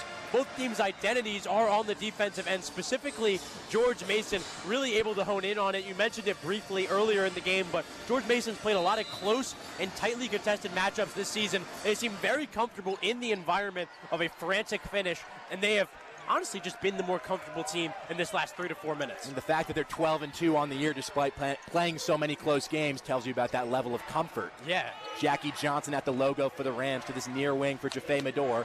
15 on the shot clock, 3:42 on the game clock. Medor for Timbila. Handoff at the logo for Medor, 7 to shoot. Medor moving right, will step back for 3. They need this shot, wouldn't go. Tripp gets the rebound, but he lost it underneath. He tripped on a George Mason player on the floor. They run the fast break, and O'Connor lays it in. Maddox was on the floor and tripped Jameer Tripp. How can that not be a foul, Chris? Jameer Tripp, with an unreal effort on the offensive glass, finally corrals it down and is tripped by a guy on the ground. That's simply what happened. But the fast break bucket makes it an 8-point George Mason lead with 3:08 to go second half. Medor, the buckets have dried up for the Rams. Johnson's deep 3 is an air ball. Out of bounds on the baseline with exactly 3 minutes to go in the second half. And now a pretty sizable hill to climb for the Rams, down 8. Time may have ran out for the Rams. The momentum may have firmly gone in the other direction. They had hope up until recently, but now 7, 8-point deficits with just under 3 minutes to go. It's going to be tough, almost insurmountable. Near corner, it's O'Connor who feeds down low for Haynes, working against Tripp. Outside again to O'Connor against Timbila, drives, the hop step, got Timbila in the air, and a great finish from Braden O'Connor. Timbila jumping behind himself instead of jumping straight up, created room for O'Connor to just slide in and finish. 10-point George Mason lead. It's a 9-0 run for the Patriots in the last 2 minutes and 5 seconds. Fordham struggling on this offensive end. Timbila in the far short corner, the hook shot no good, but he's fouled. 2 shots coming for Abdu with the Rams down by 10. And it's going to be hard to score points in bunches against a team that can defend like this. And Jalen Haynes even showing some real frustration for George Mason grabbing his jersey. And now there's even more extracurriculars with the referees. Just both teams, both sides showing a lot of frustration with the officiating. 2 shots coming for Abdu Timbila in this situation. These are you got to have it type free throws. Fordham 16 of 25 from the line so far in this game. That's just 64%. George Mason 25 of 34. That's 73.5%. But 2 big shots coming for Abdu, who's 2 for 2 from the line so far in this one. First free throw is off the front of the rim and out. More of the same story, Goose. Continuously missing free throws. This Fordham team has had a sense of belonging all day long. It seems like now that sense of belonging slowly withering away.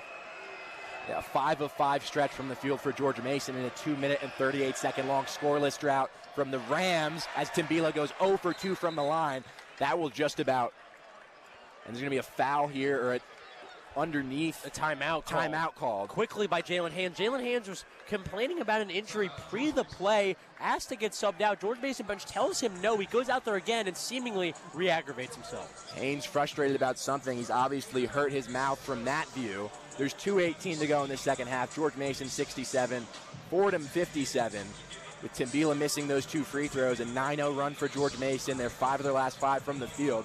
Chris, this goes to what we've been saying about Fordham not being able to consistently put together stretches of really, really solid defense. This is probably the most we've seen in a very long time, but then when it matters most, Mason able to go 5 of 5 down the stretch. Yeah, and then the stretches, Goose, of this game where they were able to stack up stops. They were able to use that momentum on the offensive end. They were able to force turnovers. That's where this team genuinely looked like they belonged with a team like George Mason. Not that they could play with a team like George Mason, that they were of the caliber of a team like George Mason. When all those things don't exist, when those intangibles go away and are not able to affect Fordham's game, that's when this Fordham team, for lack of a better term, looks human. I mean, Mason, they've got 3 overtime wins already in conference play. That's something that Fordham's really struggled with this season, is closing out games that they've been in. You look at the 3-11 record and you think, okay, maybe this team has been blown out every time they've gone after that. That really hasn't been the case, Chris.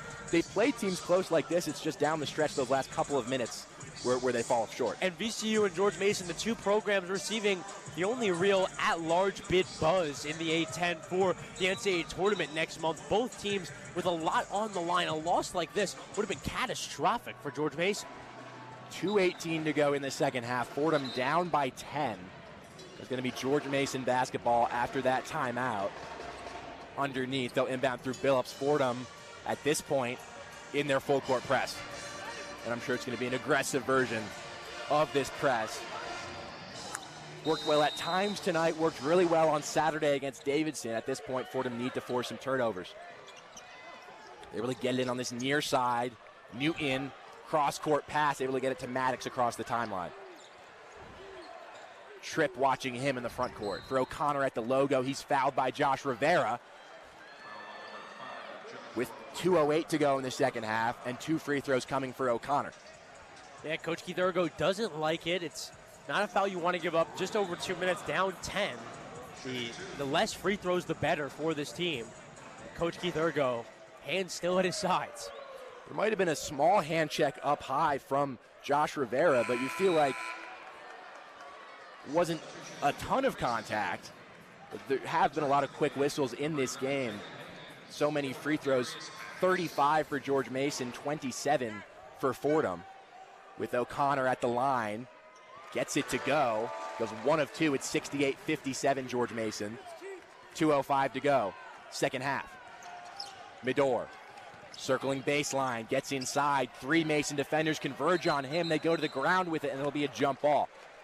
And bringing the attention to this George Mason team looking forward after this game now. They already, before this game, had completed the most wins in an A10 slate in George Mason history. They still got 3 games left after this one. This is now creating 2 wins of separation in that record. They might even be able to build that separation even more with the rest of this A10 schedule. But George Mason having one of, if not their best, Atlantic 10 season of all time. Tripp inbounds the kickball by Billups. And George Mason's schedule, Chris, to end this season, it's pretty easy. You know, every game in the A10 is hard.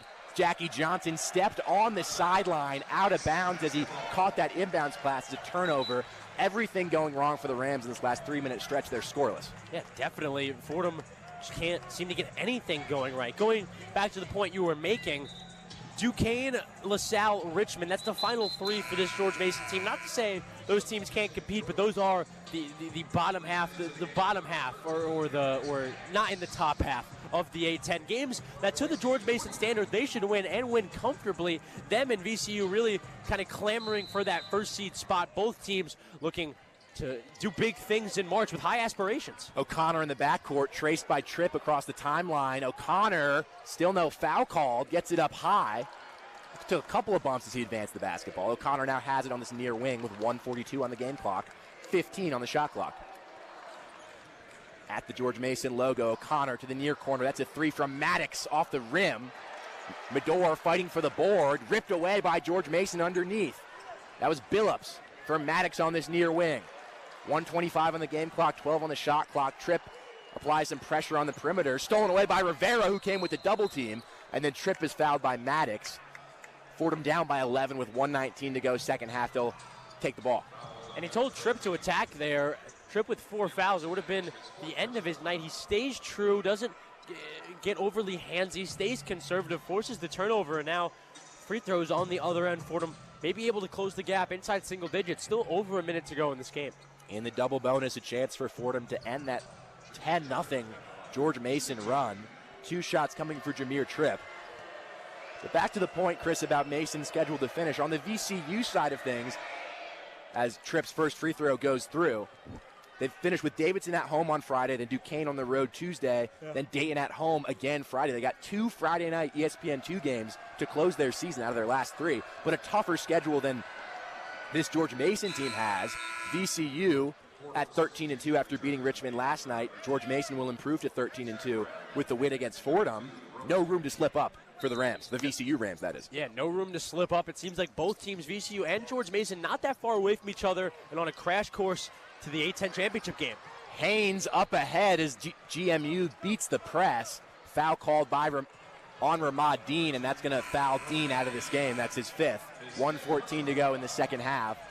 George Mason by 9. Dean and Zona have now fouled out of this game for the Rams. Dean could have seen more offensive production from him between Rivera, between Tripp. It was wing play that gave this team some offensive spark. Dean would have been one that, could have really complimented them well. I said to you earlier, the last time those 3 all scored in double digits in the same game, that was the last time that this Fordham team got a road win at LaSalle. That was 3 weeks ago. Jalen Haynes, first free throw, no good. The Rams just 2 road wins on the season, that game against LaSalle, and then their second game of the season against Seton Hall. Haynes readying for the second free throw. Gets it back to a double-digit George Mason lead. 1:14 to go second half. Rams have to go quickly here. Medor on the far side. Into the corner for Rivera. Drives baseline. He pumps, and he got fouled. 2 shots coming for Josh Rivera. Team still playing hard, showing character. It's good this Fordham team not giving up, holding true to their identity on the defensive and offensive side of the ball, making this George Mason team play a real and tough 40 minutes of basketball. Chris, the Rams have been getting their points at the free throw line, but no made field goals for Fordham in the last 5:48 of this game. Not a bold strategy, not a effective strategy if you're trying to win games. 2 shots coming for Josh Rivera, who missed a pair earlier in this half. And again, these are free throws you got to have if you're Josh Rivera and the Fordham Rams. He's around 55% on the year from the stripe. Eagle Bank Arena gets loud once again. Rivera bends the knees and drains the first. Rivera getting one to go. Free throws, one of, if not the biggest kryptonite of this Fordham team all evening long, just seemingly kind of biting them in the behind in any major installment of this game. 69-60 Mason. Second free throw from Rivera.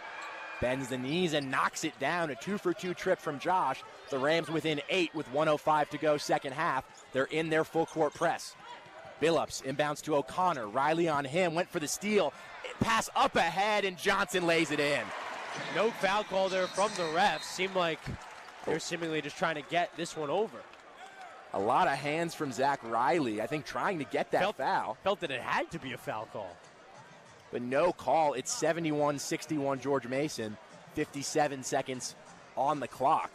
And it seems like maybe trying to nail down the true time clock, true game clock. The referee over next to us checking a monitor seemingly figures something out. The live stats say 55 seconds. The scoreboard says 57 seconds, so maybe that has something to do. Yeah, both coaching staff standing up a bit perplexed. As of now, it's a 10-point George Mason lead with 57.1 to go in the second half. Fordham, if they can't claw their way back in this one, will fall to 3-12 in the Atlantic 10 and remain on the basement floor of the conference. A lot of potential, maybe potential is even a condescending word, but a lot of flashes today of a team that is playing a lot below their standard that they should be playing at. Medor on the far wing for Josh Rivera. He lost it up high to O'Connor. O'Connor on the break. He throws it down. Electrifying dunk from Braden O'Connor. And that might be the dagger for VCU as Medor forces up the three. That missed. Rebound Riley tipped it back out to Jaffe, who cans that three from the corner. Rams back within 9. The look we both gave each other after that dunk, I don't think either of us understood the true hops that O'Connor had. 6'4". Yeah, he was up at the rim. Chris, I'm 6'4". I can't do that. I'm not, and I definitely can't do that. 37 seconds to go in the second half. George Mason 73, Fordham 64. Braden O'Connor with the exclamation point on that dunk. But for the Rams now, Chris, 3 games remaining on that Atlantic 10 schedule. You close out your home schedule against St. Joe's on Saturday, then Wednesday, another home game against George Washington before you end the regular season on the road the following Saturday against Rhode Island. Just 3 games remaining. You're 3-12. What should the mindset be for this Fordham team heading into this home stretch? The mindset should be whatever the mindset was going into this game tonight. I mean, I would call it fire that this Fordham team played with tonight. It's going to win them a lot of games in the future. A certain rough and rugged identity that this team played with, rooted in their defensive performance. It felt like not maybe a different Fordham team, but a refreshed Fordham team, a ready Fordham team. If they bring that sort of attitude into their last 3 games, they're going to see success. Maybe they don't see a W on the scoreboard like they don't see tonight, but they'll see performances that they're proud of, that they can go home to and not be disappointed. Specifically, St. Joe's is going to be a really tough matchup for this Fordham team. George Washington and Rhode Island finding themselves toward the middle of the pack. Rhode Island, the last win this Fordham team had.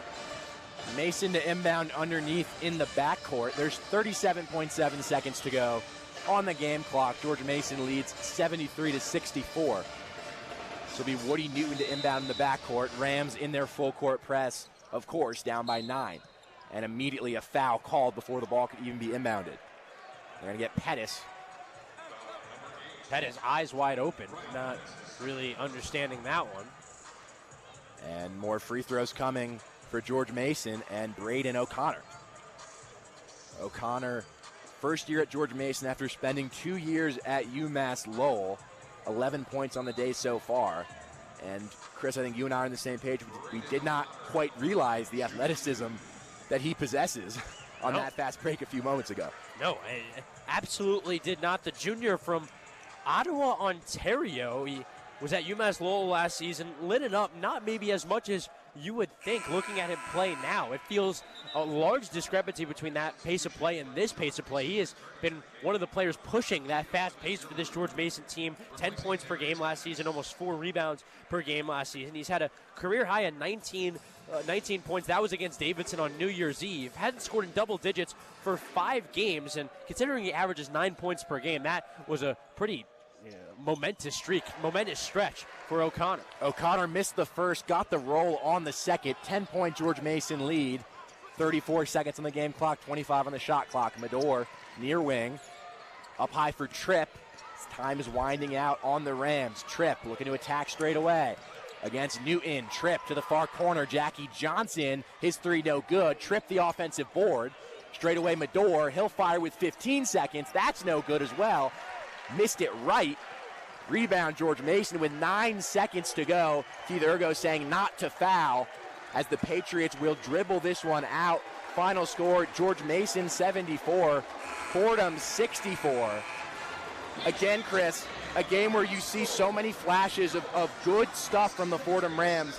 They just can't string it together for a full 40 minutes. Yeah, a proud effort from the Fordham Rams. It can come off non-pure intention when I say that in a double-digit loss, but up until the last 3 to 4 minutes of play in this game, the Fordham Rams, with an effort, they can hang their hats on 1,000%, whether it was on the defensive end or the offensive end. The toughness, the fire in which this Fordham Ram team played with, it reminded me of their coach, Coach Keith Ergo. Their identity as a team tonight reflected their head coach, and in my opinion, that's when Fordham is at their best, when they're playing that rugged, tough brand of basketball, and it's going to lead to a lot more success going from now into the future. And it's something Coach Ergo has talked a lot about this season, is getting back to that brand of Fordham basketball, and it really hasn't happened so far this year, but I think this was, in this game, we saw for stretches the longest stretch of that Fordham basketball that Keith Ergo has been talking about in this game. So we're joined now, Roy Blumenthal. Thank you so much for joining us, Coach. A game where George Mason, obviously 12-2 on the year, such a talented group. You guys gave him such a tough game. Just down the stretch, the offense dried up. But what did you see in this second half to be able to push back? I think our kids played good defense. I think we fought. We got on the glass. We didn't make a shot. A couple of crucial situations. We just didn't get the stop. We got a rebound. But we just kept fighting all the way. What was it, a 3-point game? Well, about a minute left. We're right there. And your team played with a real fire for most of the game today. Where did that fire come from, and how does that stay more consistent for a full 40 minutes? You see the head coach on the sideline? Yes. I do. That's where right in front of us the whole game. That's our fire comes from Keith. And the kids feed off of that. He's going down to the last second, and we're going to keep fighting. And the kids aren't giving up. That's the most positive. These kids are special kids. To go through all the stuff they have, and they're still fighting right down to the last minute. Thanks so much, Coach. Thank you, guys. I appreciate it. Thanks, guys. Final score, George Mason 74, Fordham 64. That was Roy Blumenthal joining us. And like Coach said just there, when this team reflects their head coach, the identity of their head coach, I think that's when this team's at their most comfortable and when this team's at their most dangerous. And I think a refreshing thing to see was the fire from these Rams. It boiled over at some points, a couple different instances in this game, but that sort of spark, it comes from an area of frustration, from passion, because this season has not gone the way this group wanted to. And you can show with the passion, like you're talking about, how much they care, how much competitiveness this group has. And as a Fordham fan, you're not happy about the double-digit loss, but you got to be happy with the effort they showed. The Rams lose to George Mason by 10. They fall to 3-12 in the Atlantic 10. George Mason improves to 13-2. Final score here from Fairfax, Virginia. George Mason 74, Fordham 64. For Nick Guzman and Chris Carrino, we'll send it back to our Rose Hill studios for the one-on-one post-game report with Daniel Melia and Chase Benson. The one-on-one post-game report. That's right. We are back here in the Bronx after a tough one that sees Fordham grit its teeth and scratch and claw all the way through the game, only to, once again, lose, this time by 10 points, to the George Mason Patriots. Fordham falls to 11-17 on the year, 3-12 in A10 play. George Mason up to 22-6, and they are up to 13-2 in the A10. I'm Daniel Mealy, and I'm here alongside Chase Benson. Chase, we saw a lot of great effort from Fordham in this game, and Chris and Nick talked about it. But boy, at the end of the game here, when we look at the box score, it's really a lot of the same old problems for Fordham. So let's start with the one that just jumps off the page. We started with it at the half, and it's not as egregious as it's been in the past, but it's still pretty bad. Turnovers. 16 for Fordham to 13 for George Mason. But the big key, 21 of George Mason's points came off of turnovers to 11 of Fordham's. And keen listeners may notice that 10-point discrepancy, same as the one on the scoreboard. So, turnovers, yet again, Chase, the problem, or a problem for Fordham in this game. Yeah, absolutely. I mean, you see George Mason capitalizing on those turnovers versus, how Fordham's playing them. George Mason, you're exactly right. They have the extra 10 points on those turnovers, and that ended up being, the deficit that Fordham fell to.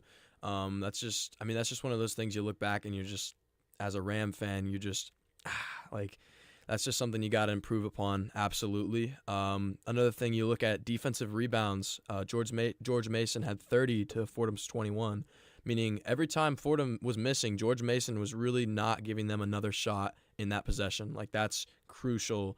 That's critical as a George Mason Patriot for winning basketball games, really, and just not giving second chances to your opponents. And they showed that with this final score tonight. I do want to say, though, looking at this final score, it is not telling about the game. Absolutely. They ended up winning by 10 points, but in reality, George Mason was definitely playing down to their competition tonight. And I think that last minute or two, they were able to pad the score a little bit. But I do think that the overall game, it was very evenly played from both teams, despite those the points off of turnovers being so different. That's a very good point. It was really a close game. I was not kidding when I said that they scratched and clawed their way through this one. George Mason actually took its largest lead of the game, which was 12 points with under 2 minutes to go, to your point about it kind of getting inflated at the end there, especially with the foul game. And we saw Georgetown actually improve their free throw shooting pretty significantly in the second half. First half, they shot 60%. They ended up for the game at 70%, so a notable improvement there. By the way, wouldn't have changed the result in this one if they had both made all their free throws. Georgetown would have won by 11, But Fordham leaves 11 bits of ham and cheese at the line. Again, they go 20 of 31 from the line. 72% for the season from the free throw line and 64.5% for the day. But let's talk some about how this was really a close game, because it was. Fordham was down 8 at the half. He came out with a lot of great energy, started it on an 8-0 run, ended up tying the game there. Nick and Chris had talked about how, kind of before the second half started, that Fordham really loses those minutes typically. But they came out knowing how important it was. But every time through the second half, Chase, that they got to a point where they were tied or they were close, they just couldn't seem to get over the hump. Never actually led in the second half despite tying it on 2 separate occasions. It just felt like every time they got close, they took their own momentum away with a missed free throw or a turnover. Absolutely. Yeah, you were, when you're watching the game, every single time it would get super close, like you were saying. It was just like a momentum shift, almost like Fordham would get close enough and then, kind of dial it back or shoot themselves in the foot with, like, you're at a missed free throw or a turnover or something that just gives George Mason momentum to, build another lead. But I do think that Fordham shooting 20 for 31 from free throw is just it's not at all nowhere near the reason they lost. But it definitely did really hinder their chances. And what about the threes? Oh, 6 of 29 from downtown. Don't even get me started about the threes. Considering they shot 29 to George Mason's 8, that in itself tells you a story about how the game was going and how George Mason was playing Fordham. They were letting them shoot, Fordham got 29 threes up. Like, that's honestly, like, kind of difficult to do. Making 6 of them, that's not that difficult when you're shooting 29. That's 20.7% or 3-point percentage.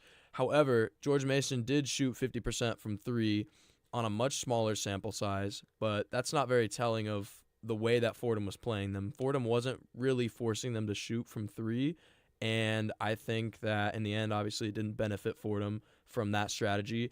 But George Mason's strategy of giving Fordham space a little bit on the perimeter, letting them jack up some threes, that definitely did benefit them in the long run for sure, as you can see by the 3-point percentages from both sides. It certainly seems to have worked out for them. So, just obviously some good things to take away from this game for Fordham, but definitely questionable a couple of things. That 3-point shooting commitment, it wasn't working. They seemed to stick with it. Can understand that if you're playing with the underdog mentality that we mentioned at the half, playing on the road here in Fairfax against a team that's played great all year, but definitely questionable. Another thing that's questionable, how little they played Jackie Johnson throughout that second half. He did come in towards the end. He seemed like a spark plug, but obviously not enough of one. So looking ahead, as we'll get close to wrapping up here, I mentioned at the half that Georgetown is a bubble. Oh, my goodness. Excuse me. George Mason.